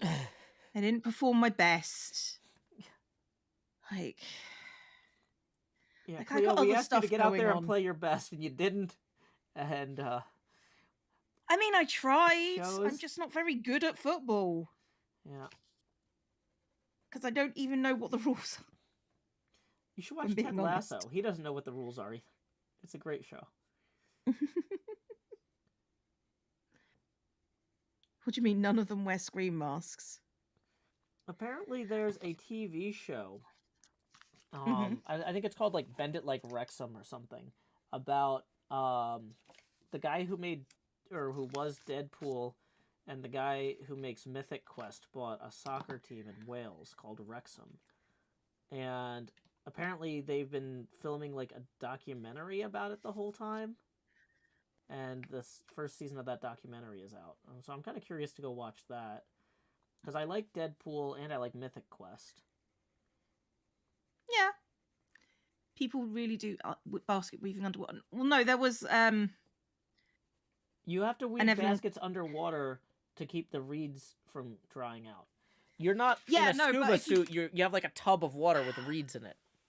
I've seen precisely one video from Evan and Caitlin, and they said it was a bad idea to do it completely underwater because they did it in scuba gear because reeds float. Yeah. And things get so engorged with water that they don't fit properly anymore. So yes, it needs to be done slightly underwater, but not completely underwater. Yeah. But they did it because of the underwater basket weaving joke. So, you know. Yeah. That tracks.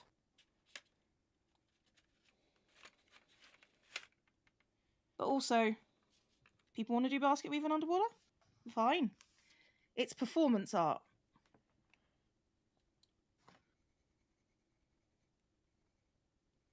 And it only cost them $7,000 to make a basket, yeah. Jeez. Because they had to buy all the scuba equipment. You can't rent scuba equipment? Oh, they could, but they chose not to. It's tax deductible? It's like I'm using it in an episode. It's tax deductible. I mean, yeah, I suppose it is. I hadn't considered that, but yeah, they're like, okay, we got to burn $7,000 in a tax deductible way for the end of the year. What if we buy a bunch of scuba gear? Why would yeah, they did choose not to write it off because they felt it was dodgy. They did mention that in the video. What? I know. I think they're lying. I don't know. I would think they would own it as people that I've watched for a while. Well, like at that point though, you would just rent it. There's no reason to buy scuba gear like that. Except, I mean, if you wanted to maybe go on a scuba diving holiday, you would a lot of times rent scuba gear when you got there. Flying somewhere with your own scuba gear is like a whole hassle. Who said they were flying? Okay, so putting all your scuba gear in a giant steamer trunk and getting in a steamboat and crossing the Atlantic is a hassle. I like the fact that you've just decided cars don't exist. Why would cars exist in this scenario, Cleo? That doesn't have any bearing on what we're talking about. Obviously not. No. Obviously not. But like if you're scuba diving on vacation, most of the places that you would go on vacation are not necessarily easy driving distance. Unless you like live in the Florida Keys or something. I don't know. I don't know where they live. I don't personally know where every YouTuber lives, because if I did, I would know where all the hermits live, and then I would avoid those places like the plague. Yeah.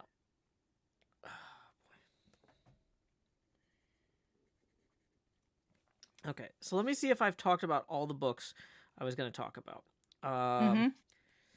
We talked about the Diving Universe series by Christine Catherine Rush. We talked about the March Trilogy by John Lewis, Two Gentlemen of Lebowski by Adam Bertocci, The Bobiverse by Dennis E. Taylor, Ducks by Kate Beaton. Okay, there's two others that I haven't gotten to, but I've suggested them in the past. So, Mm-hmm. um, one of them is How to Invent Everything by Ryan North, which Which is here, literally. I'm pointing at it. yeah, my copy is in It's the under room my somewhere camera. too. Yeah.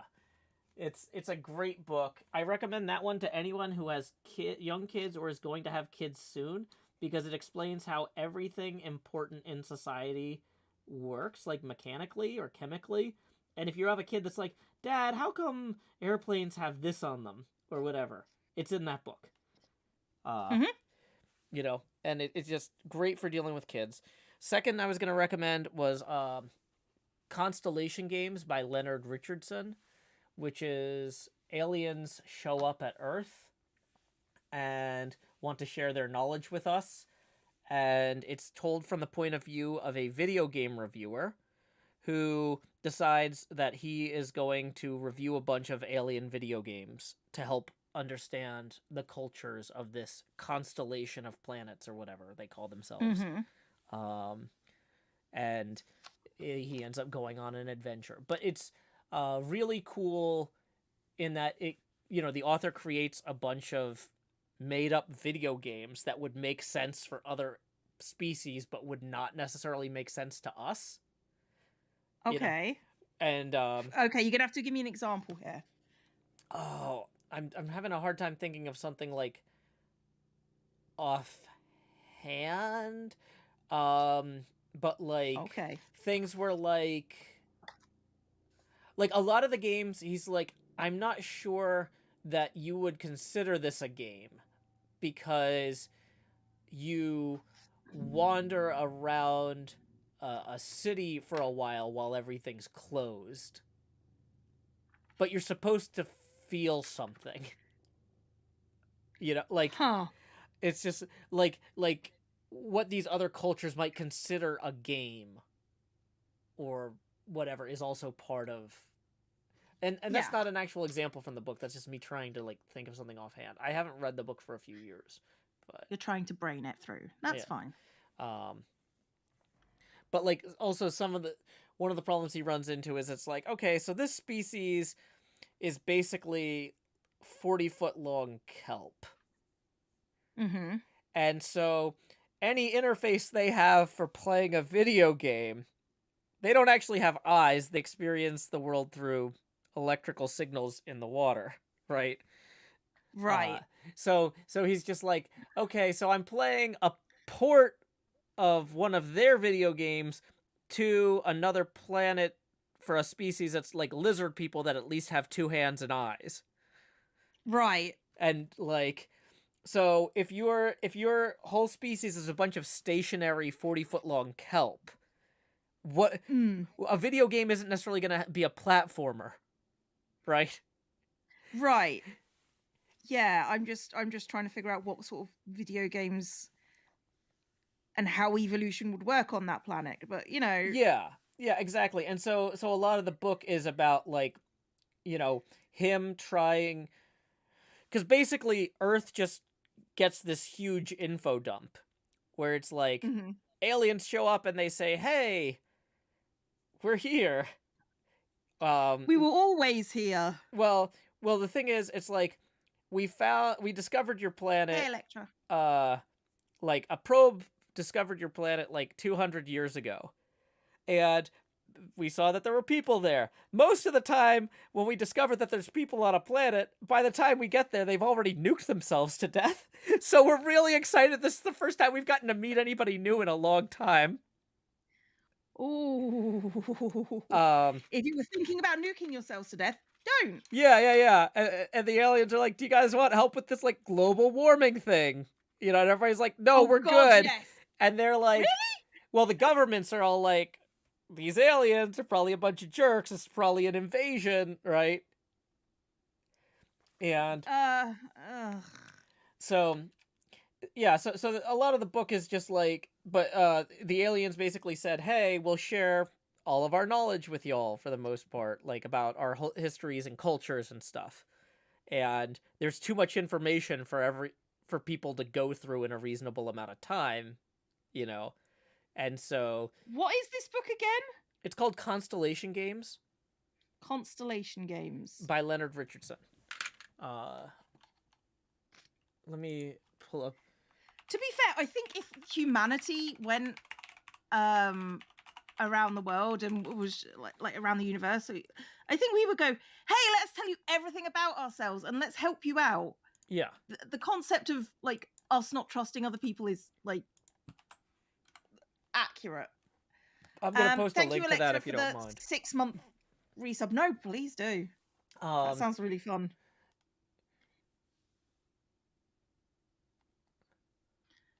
But yeah, it's just about trying to understand people through the art they create, even if those people are 40-foot tall kelp.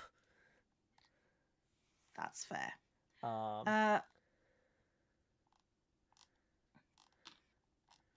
And then there's another book by the same author that I really like, called Situation Normal.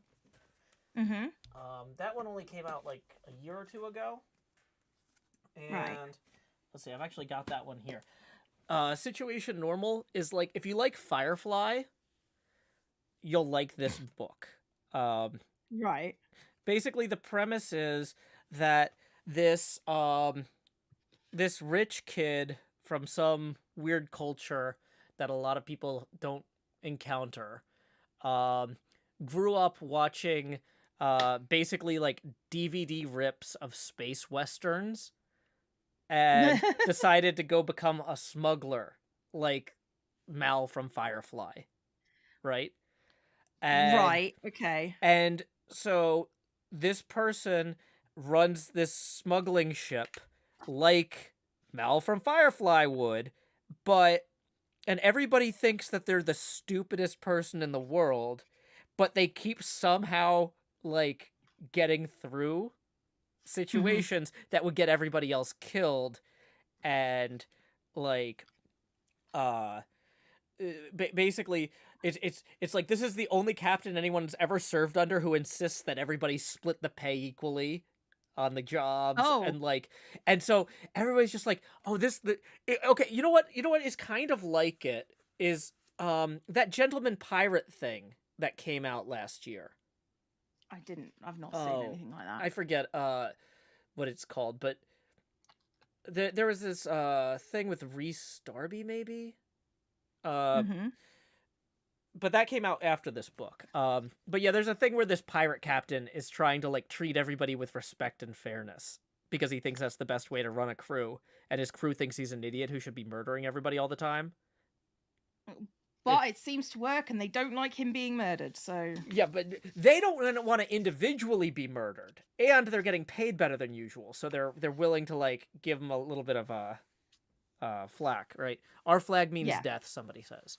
But anyway, so the premise is that this incredibly well-meaning paladin-esque smuggler captain ends up in the middle of this escalating war situation where these major powers are going at it, and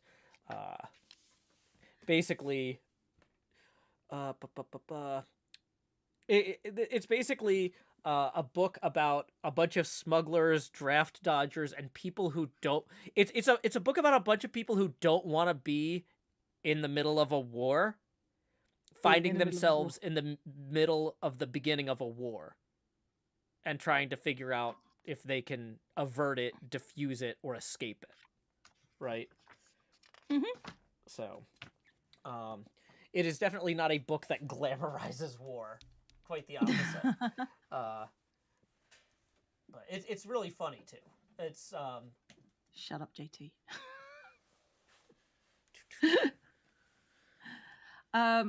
Anyway, it's been 2 hours now, Joe. Yeah, I should probably get going. Yeah. It's all good. Thank you for the video, not video. Book suggestions? The book suggestions, the book recommendations. See if we actually have something to talk about. We only spent 15 minutes of our 2 hours being really morose. I guess. Yeah. I guess. Okay, what is bullet journaling? Bullet journaling is you make your own planner filled with all the stuff that is useful to you. I have a lot of my budgeting stuff in there. I have all my monthly and weekly planners. I have my video scheduling stuff. So, yeah. And I made money. Well, Yay. I didn't make money. I saved money. Different thing. Yay. Well, you get to hold it up and say, I'm number one with a bullet journal. I am. Hang on. I am a number one with a bullet journal. There you go. Yep. I saved all this money because let's see if I can find the umbrellas again. So when I mean savings challenges, I have to figure out how to save certain amounts of money because otherwise I would spend it all. So umbrellas. Yeah, umbrellas. With numbers on them. Okay, so normally what Cleo and I do at this point is we break off from our joint call and we talk to our streams on our own. So thanks for hanging out, Cleo. It was a lot of fun. Yeah, I enjoyed myself today. Thank you, Joe. Alrighty, bye. Bye-bye. Bye-bye. So we're going to disconnect here. We're going to turn off that window capture. Hey, welcome, Kanishra, in the Twitch chat. Hope you have a fantastic time at PAX Unplugged. I saw you're heading out there. Let's see what we've got going on. Oh, yeah, I was going to link, if you are interested in reading that Situation Normal novel that I mentioned from 2020 by Leonard Richardson. There's a short story called The Four Kinds of Cargo that that is about the same captain and the first time that somebody on their crew dies. Let me adjust this real.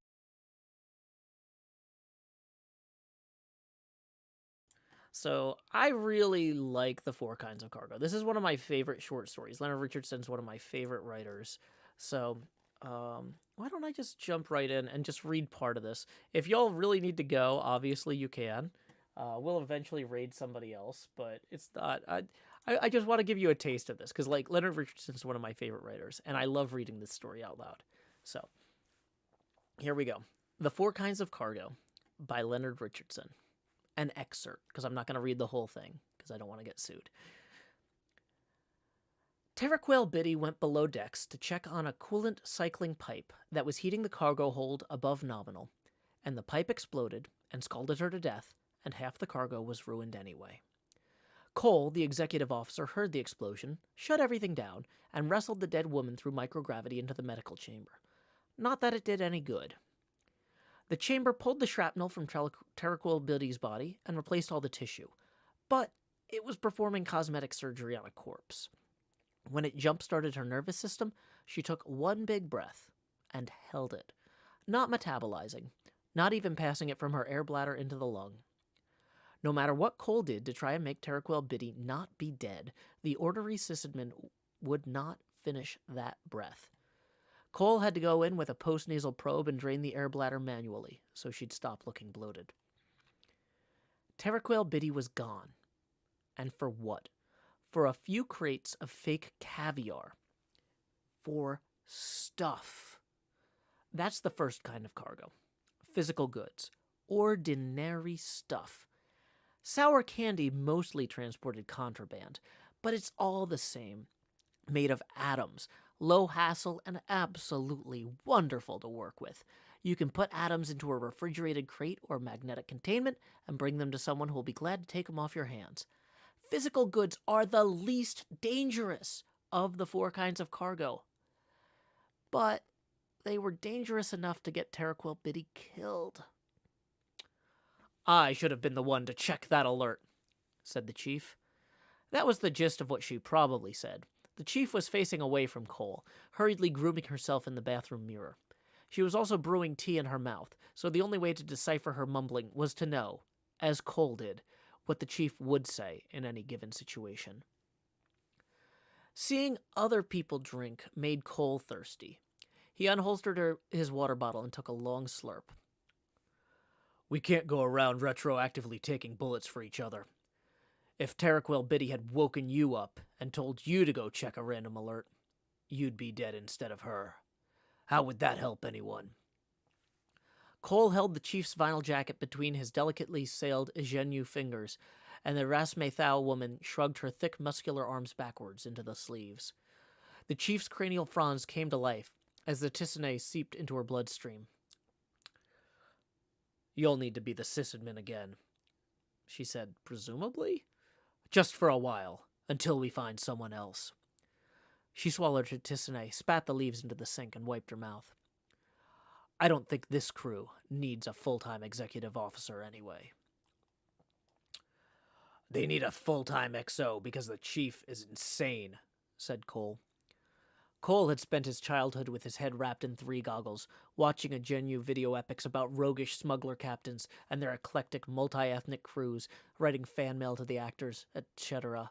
These epics were the main cultural export of Cole's home planet, and their sequels still ensured a steady stream of recruits into the ships that patrolled the complicated border between the Fist of Joy and the Terran Outreach.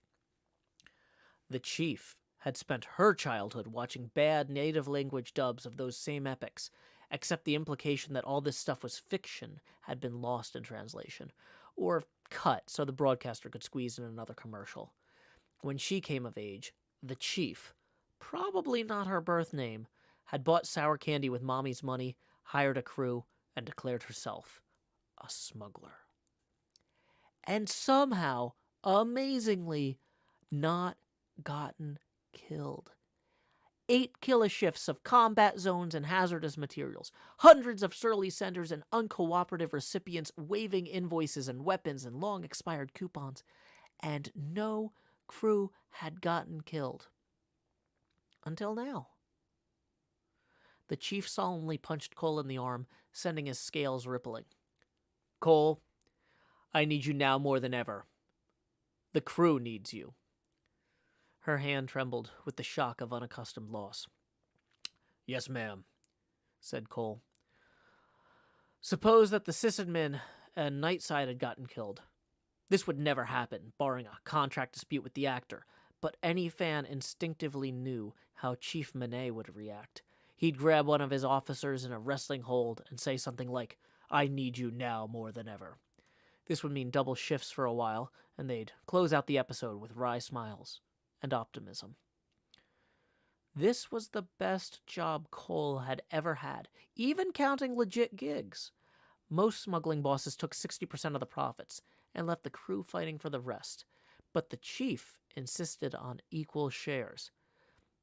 The chief was also too small to try any Chief Manet wrestling holds on her crew, but Chief Manet's hands wouldn't be trembling right now. The chief addressed her crew from the center of Sour Candy's minuscule bridge. "We will be returning Terraquil Biddy's body to Quinette so that her family can perform the funerary rites." Uh-oh. Cole flinched, standing next to the chief in what he thought would be a pro forma show of support. The other 2 living crew members started shouting. "Whoa, whoa," said Cole, recovering quickly. "Calm down, one at a time. Yip Guru?" "We just came from Quinette," said the navigator from inside the metamaterial suit. 20 shifts out." "And we will return," said the chief. "We barely escaped last time," said Mr. Arun Silver, the human expert in negotiations, and, when those failed, munitions. "We had to hide in the hold and operate the ship by remote." "I will not leave a man behind, or in this case, leave a woman's body unprotected by the rights of her native religion." "Chief, come on! We got a hold full of Terran food and Quenny caviar. Half full after the accident. We go back to Quinette without unloading. We're bankrupt." The chief pulled up a 3 map showing Sour Candy's current location and drew her finger between the ship and a rest stop icon. "Patrol woman Elaine Biscop Memorial Space Station. 6 shifts away. We unload the cargo, hire a temporary sysadmin. Back to Quinette." "It won't be worth much, so close to Quenny's space." "Damn it," said the chief, plunging a fist harmlessly through the 3 map. Have you forgotten how many times Teraquel Biddy saved the lives of the entire crew? 3 or 4, I guess, but who's counting? Why should we risk our vocalizers for a dead body? I have a sacred obligation to respect the religious beliefs of every member of my crew. Well, my religious beliefs, said Mr. Arun Silver.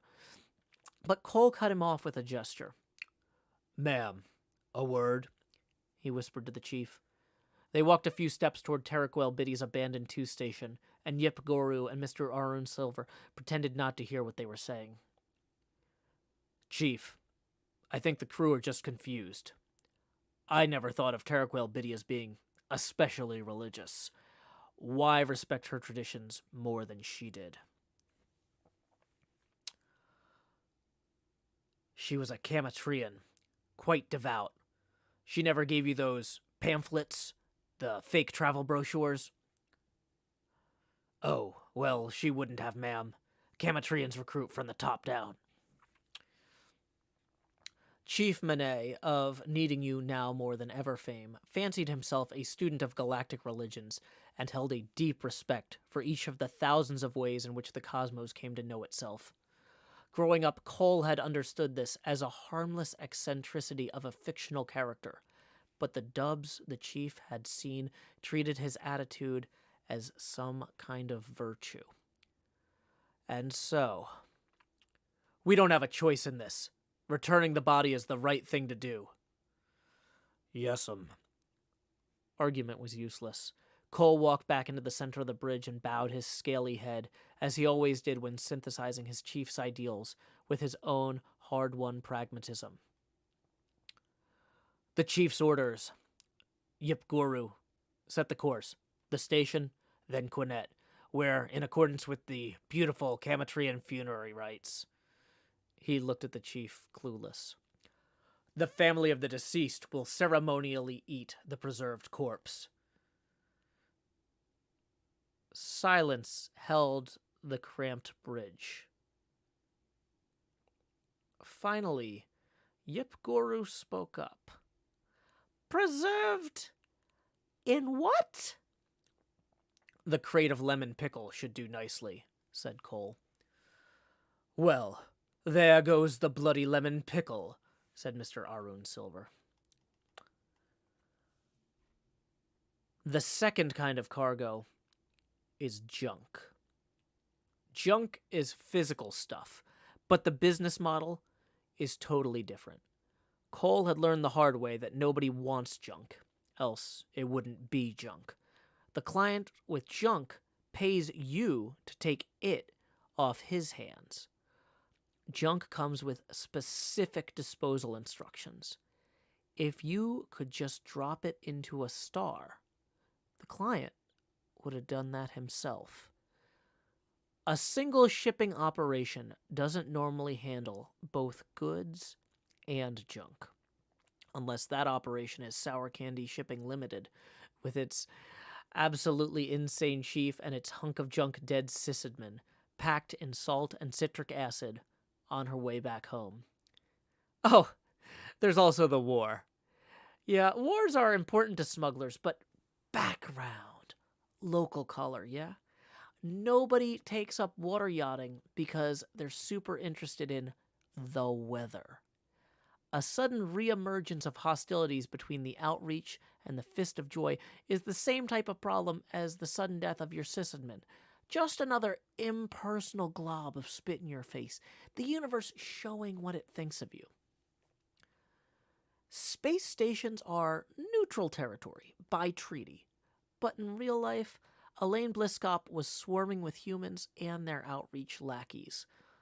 On his way to the engineer's bar, Cole got a lot of hostile glances and was hassled more than once for his commercial papers.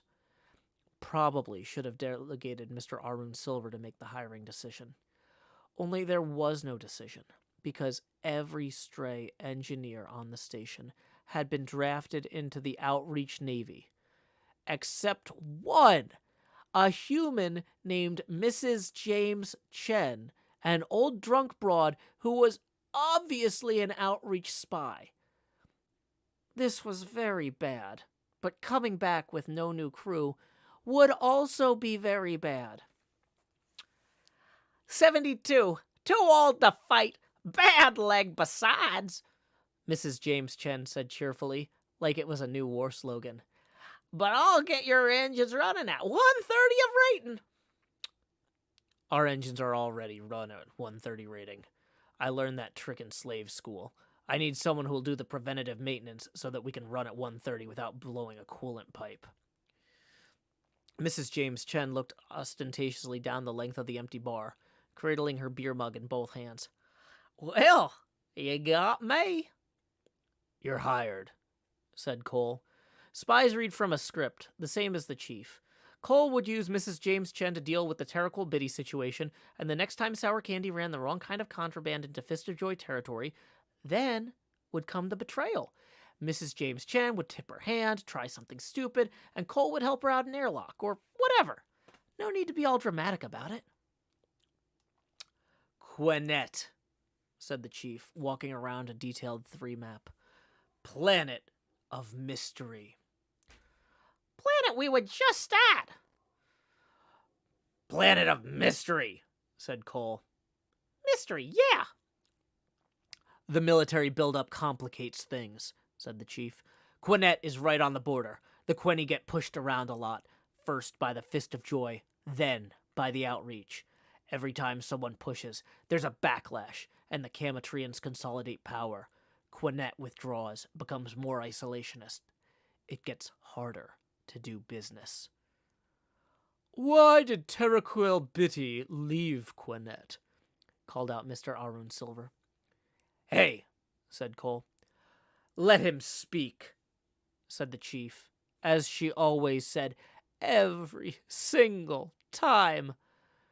This one came from Watt and the Warriors, always with the letting people speak. The Comatrians are isolationists, said Mr. Arun Silver. Space travel is a sin, so why did Terraquil Bitty leave home? Sounds a bit of a cafeteria Camatrian, someone who doesn't much care about the forms and rituals. Who's Terraquil Bitty? Said Mrs. James Chen, slouched uncomfortably in Terraquil Bitty's quinny-shaped chair, still drunk or pretending to be. Trading partner, Cole lied. He was pretty sure Mrs. James Chen knew exactly who she was replacing, but there was no point in volunteering information. A real rough customer. The chief was happy to let Mr. Arun Silver speak, but felt no need to respond to his question. She made a sweeping gesture, and thousands of holographic drones and battleships, red and green, swarmed above the 3 map of Quinette. This will be a delicate operation. Both the Outreach and the Fist of Joy have blockaded the planet. We take up a spiral orbit and get lost in the noise. If the Fist does notice us, you 3 go down in the hold. Cole and I will pretend to be incompetent civilian volunteers. If the Outreach spots us, Cole and I will go down into the hold. Mr. Arun Silver does his Birdie Wooster routine. Dreadfully sorry. Separated from our package tour, brave lads. Keep up the fight. That sort of wheeze, yeah? Precisely. In this way, we'll drop through the blockade. I'll contact our distributor planetside. Mr. Arun Silver will act as backup. We'll deliver the merchandise and split. What's the merchandise? Said Mrs. James Chen. Hard drugs, said Cole. Thank you, Cole, said the chief, who disliked having to lie. The third kind of cargo is information. Do not carry this. Information couriers look glamorous because they don't live long enough for their clothes to go out of style. Something will go wrong. The sender will suspect you of keeping secret copies for resale. The recipient will accuse you of modifying the message in transit. The authorities will show up, and you won't be able to prove you don't have whatever world-cracking secrets they're looking for. Worst of all, information leaks. I've never been so embarrassed, said the chief, who probably hadn't. Blockade runs are supposed to be easy. It's like they knew exactly where we were. She looked frantically around her office, as though the culprit were some piece of decor. We're fine, said Cole, settling into the chief's pleather desk chair. They didn't find anything. But they did know where we were, because Mrs. James Chen is an outreach spy. Really? How do you know? Nothing about her story holds up.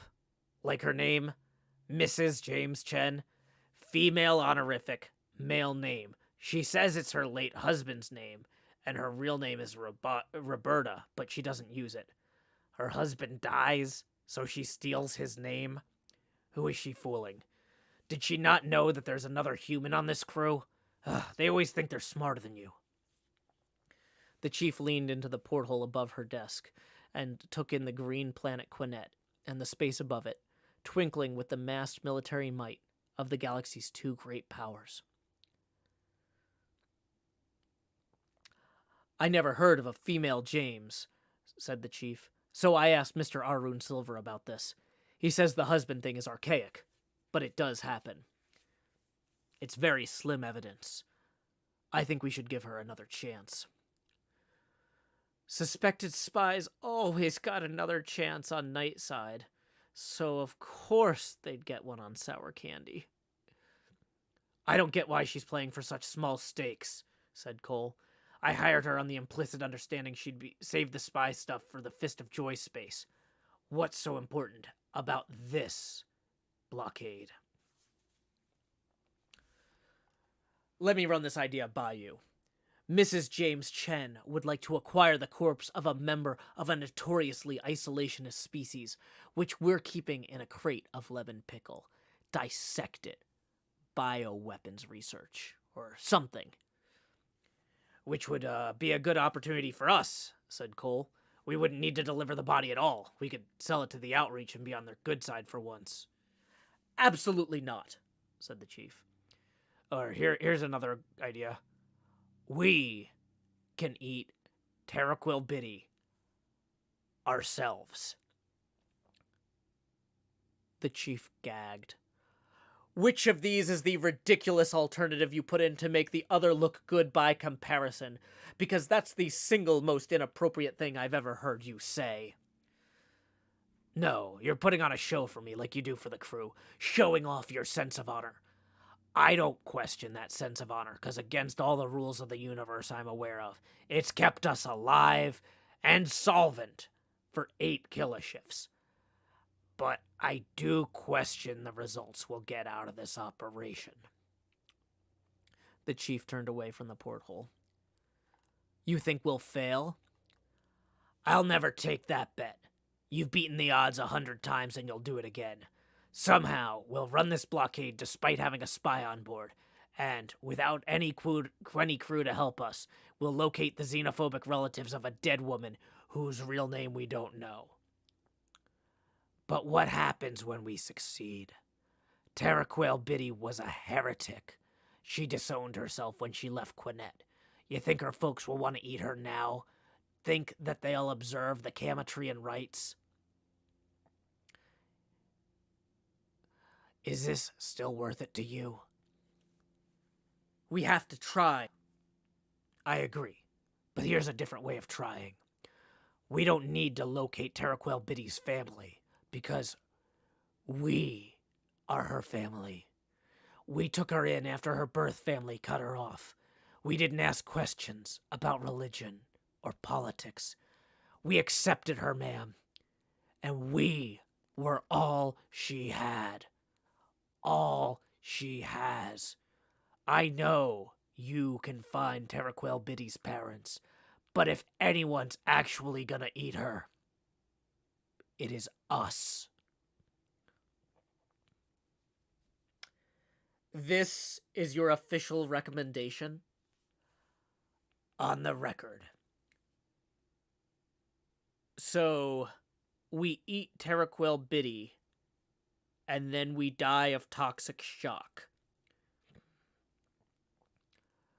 These cannibal rites always have a out. Like, if the body is poisoned or radioactive, The general rule is you eat what you can. For us, that means the roe. God knows we've exported enough Quenny roe as caviar. And we can eat the brain. As long as we cook it. Really, the brain. I've eaten animal brains, from Beck's and Earth. A brain's a brain. Cole was cheating a little here. One of Chief Menet's popular lines was, "A man is a man." Brain and roe. We're the family. Let's do it. Except when Taraquel Biddy's 4 colleagues gathered in the hold and ceremonially cut open her skull, they found a crystal sheath encasing her brain and upper nervous system, the end point for hundreds of thread-like wires embedded in Taraquel Biddy's sensory centers. A recorder. "Uh-oh," said Mr. Arun Silver. He dropped the bottle of oil he was going to fry the brain in, and it bounced and rolled around the hold. "How long has that been there?" The chief put her blood-stained laser cutter down on the crate of lemon pickle and wiped her eyes. "Cole, I would like to very much know why you keep hiring spies as system administrators." "Ma'am, I had absolutely no idea." Cole took an anxious swig from his water bottle. "And now we know why a Chematrian would leave her home planet," said Mr. Arun Sliver. "She's not a spy. Who was she spying on? Why would they give a spy this elaborate rig? This is for building, like, VR environments. Why monitor everything she sees and tastes?" "It's a repressive theocracy. That's kind of their thing," said Yip Guru. There was a coughing sound, the kind of sound a human would make. Cole pivoted from Taraquel Biddy's corpse toward Mr. Arun Sliver, but he hadn't made the sound. He was pointing his microwave pistol at the other human in the hold. The other human. "Oh, hi," said the chief. Mrs. James Chen stepped off the ladder and made the coughing sound again. "I think it's time we..." Oh, sorry, I didn't do that Mrs. James Chen voice. "I think it's time we stopped keeping secrets from each other." Good news. This wasn't the betrayal. It was the recruitment turn. "As you know, my predecessor in this job made detailed recordings of you, starting from her first shift." The entire crew was crowded onto the bridge. "Taraquel Biddy compressed these recordings and streamed them back to Quenet using a second transmitter, which, as your system administrator, she was ideally positioned to conceal from you. As a representative of the Navy of the Terran Outreach, I'd like to show you what happened to all that footage. With the chief's permission." The chief nodded. Every 2 station showed a flat projection, the stabilized subjective view from Taraquel Biddy's eyes as she climbed the ladder up to the bridge deck. She slid onto the bridge from the kitchen. Everyone turned to face the hatch, as expecting Taraquel Biddy or her ghost to be there.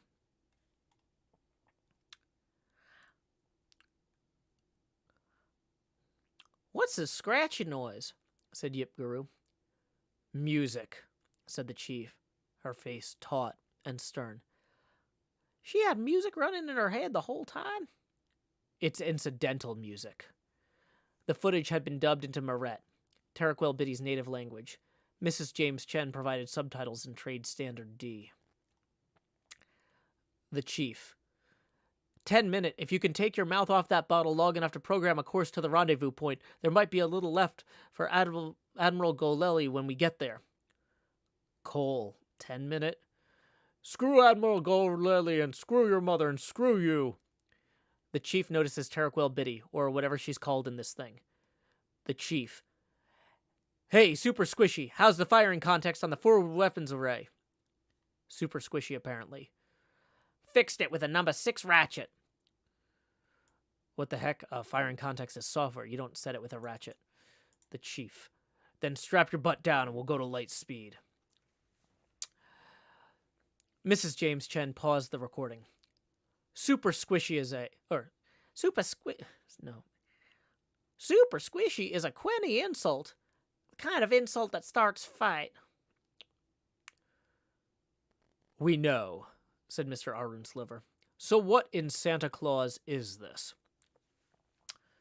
A Quenny Broadcast 3 program, said the chief with tight lips. Outreach Navy, a workplace comedy. As the name implies, the five of us were, officers in the Outreach Navy.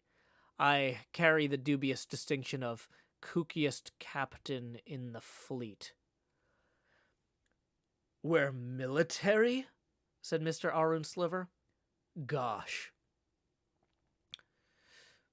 Hey, Chief, where's our nice red uniforms? Said Yip Guru. Gentle beings. Shut up. I'm declaring an outrage, said the chief.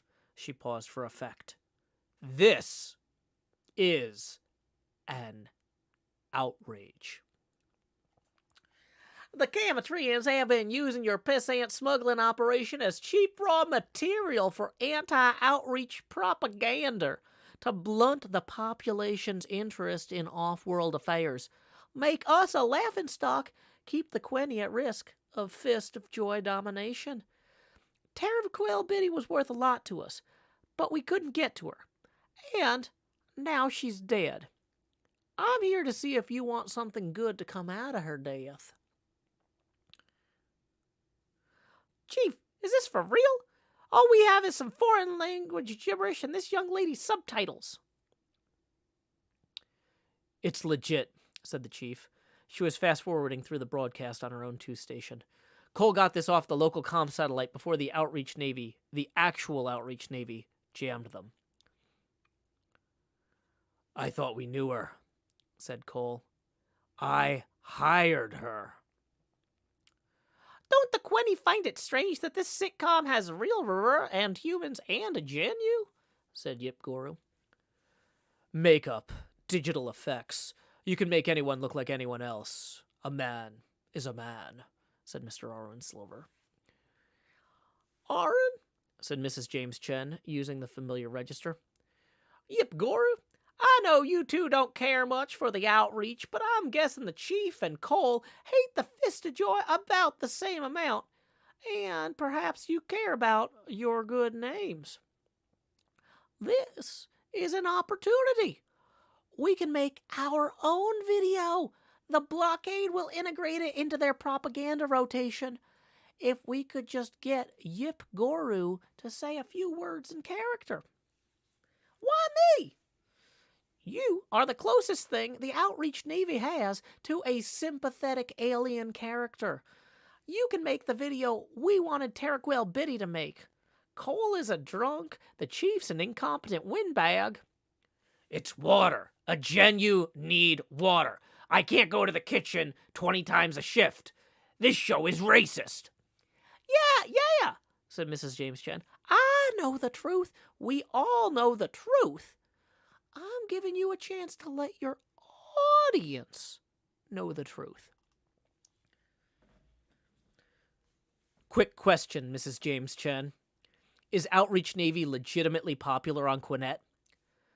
The chief twitched a finger and played a bit of video at normal speed. Taraquel Biddy's point of view stumbling down the exit corridor of a space station, carrying an unconscious Yip Guru in her arms, pursued by Outreach customs agents. Or is it played to captive audiences on military bases and in waiting rooms? She sped the video back up to a blur. Taraquel Biddy was always present, but never in the shot, always a surrogate for the audience. It cleans up with these student demographics. We have no idea why. The whole point of this show is that nobody respects the Quenny, but they do watch it, and we can use that. Chief, you can't be seriously. Cole, said the chief carefully. Stop showing off your bruise and help me out. Watch this video through the eyes of a space epic fan. Episodes on the chief's 2-screen were flashing by in seconds. Taraquel Biddy on the bridge, in the engine room, in the cargo hold. Do you see what I see? Do you notice something conspicuously missing? Our consent? Our seemingly genuine friendship with Terequel Biddy? The chief stopped her playback. We will produce a video, she told Mrs. James Chen. We will produce our own video, not whatever the outreach scripted for Yip Guru. We will broadcast it using however you do that sort of thing.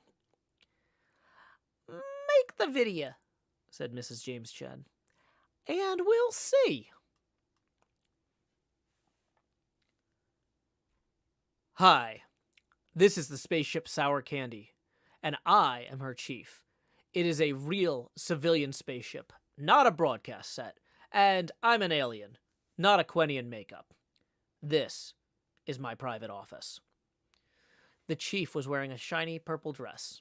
It had been fashionable once, but not within the chief's lifetime. Probably an heirloom, stored in a locker as a reminder of her previous life. Cole had never seen the chief wear anything but the gray jumpsuit and the black vinyl jacket. I apologize if the camera work is shakier than what you're used to, said the chief. She was speaking Moret, memorized phonetically. Our regular camera woman, Terequel Biddy, passed away in an accident a few shifts ago.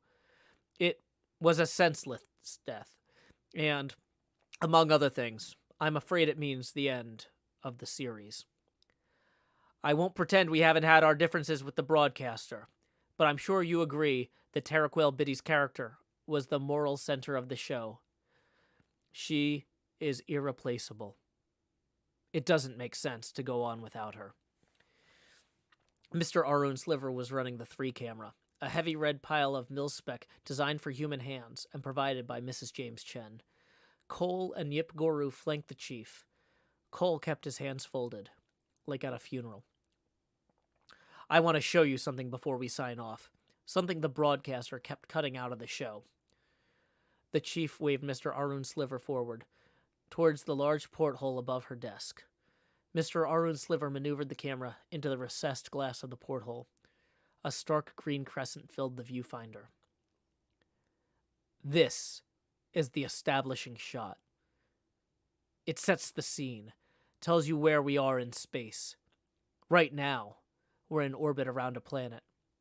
It's your planet. This is Quinette. This is you. Problem with the focal length, said Mr. Arun Sliver.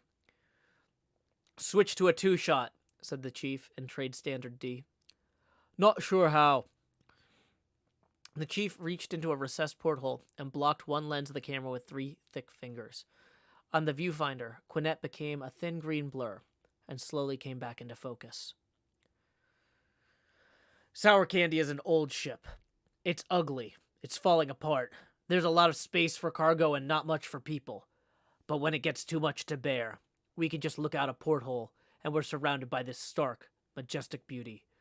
We all look out the porthole to recharge. Terequel Biddy looked out all the time, but the broadcaster cut it out. I think you should ask yourself why your government systematically cut the most striking footage produced for this show. Listen. In this business, we say there are 4 kinds of cargo. There's goods to be delivered, junk to be disposed of, information to be transmitted. And there's cargo you don't need to deliver, because it's addressed to you. The experience of being out here, in the middle of all this beauty. And that's the most valuable cargo of all.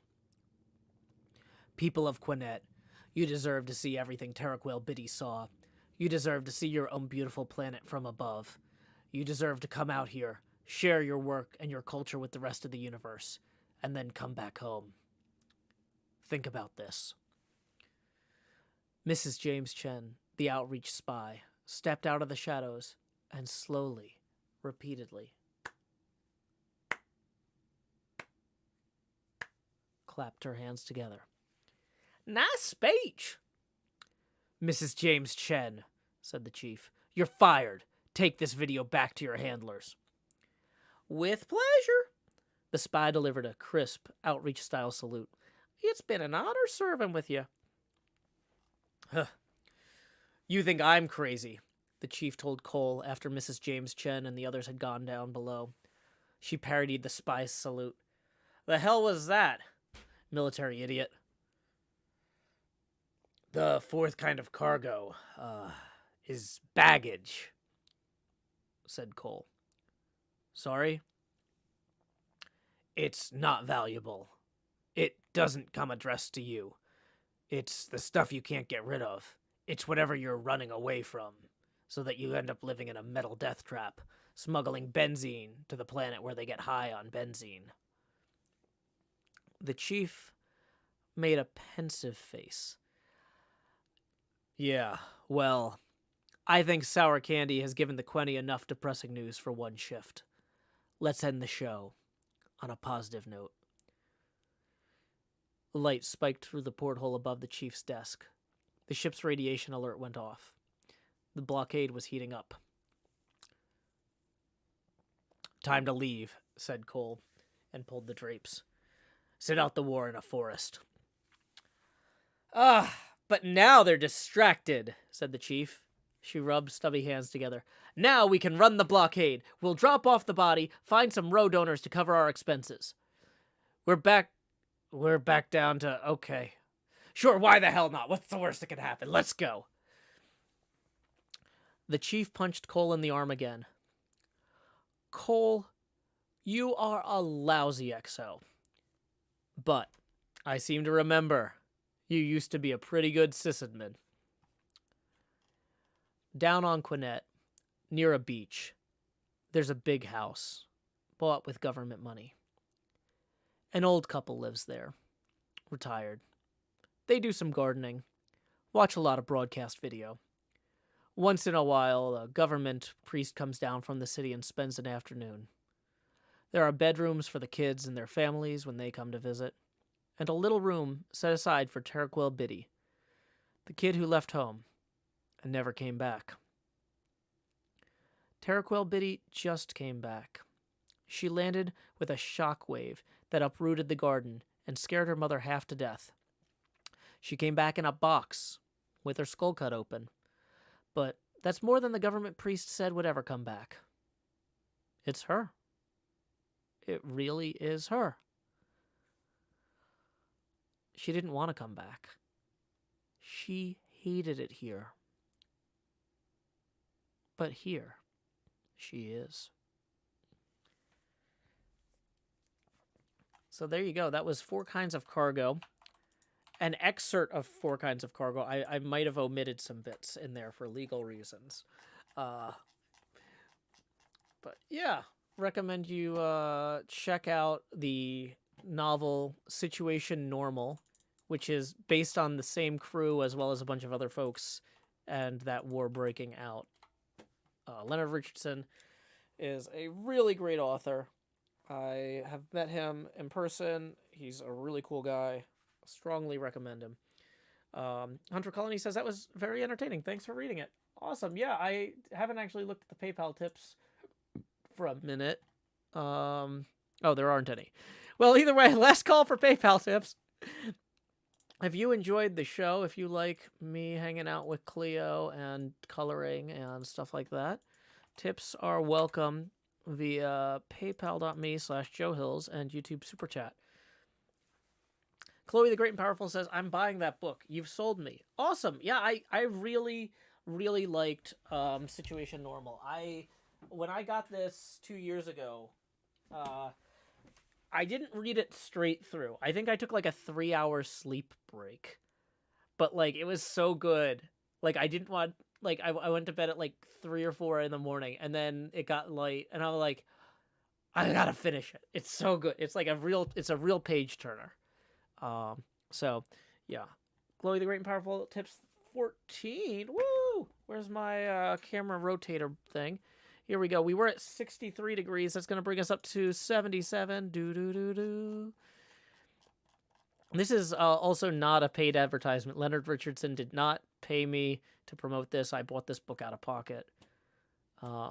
Haley Bub says, Joe, you should start doing audiobooks. I love listening to you.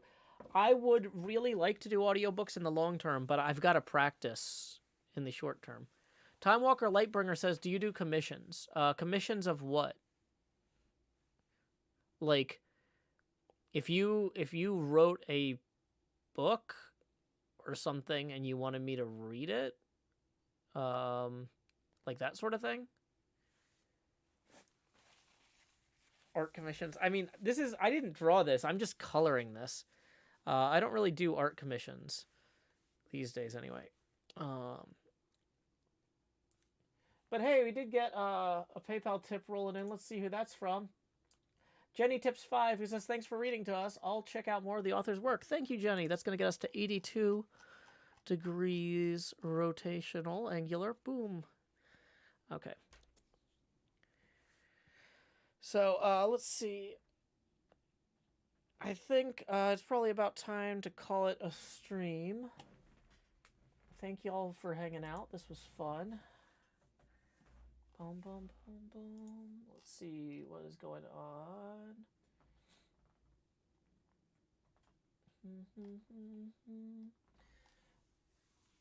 It looks like our friend Impulse SV is doing some parkour. So why don't we go ahead and raid Impulse / raid Impulse SV.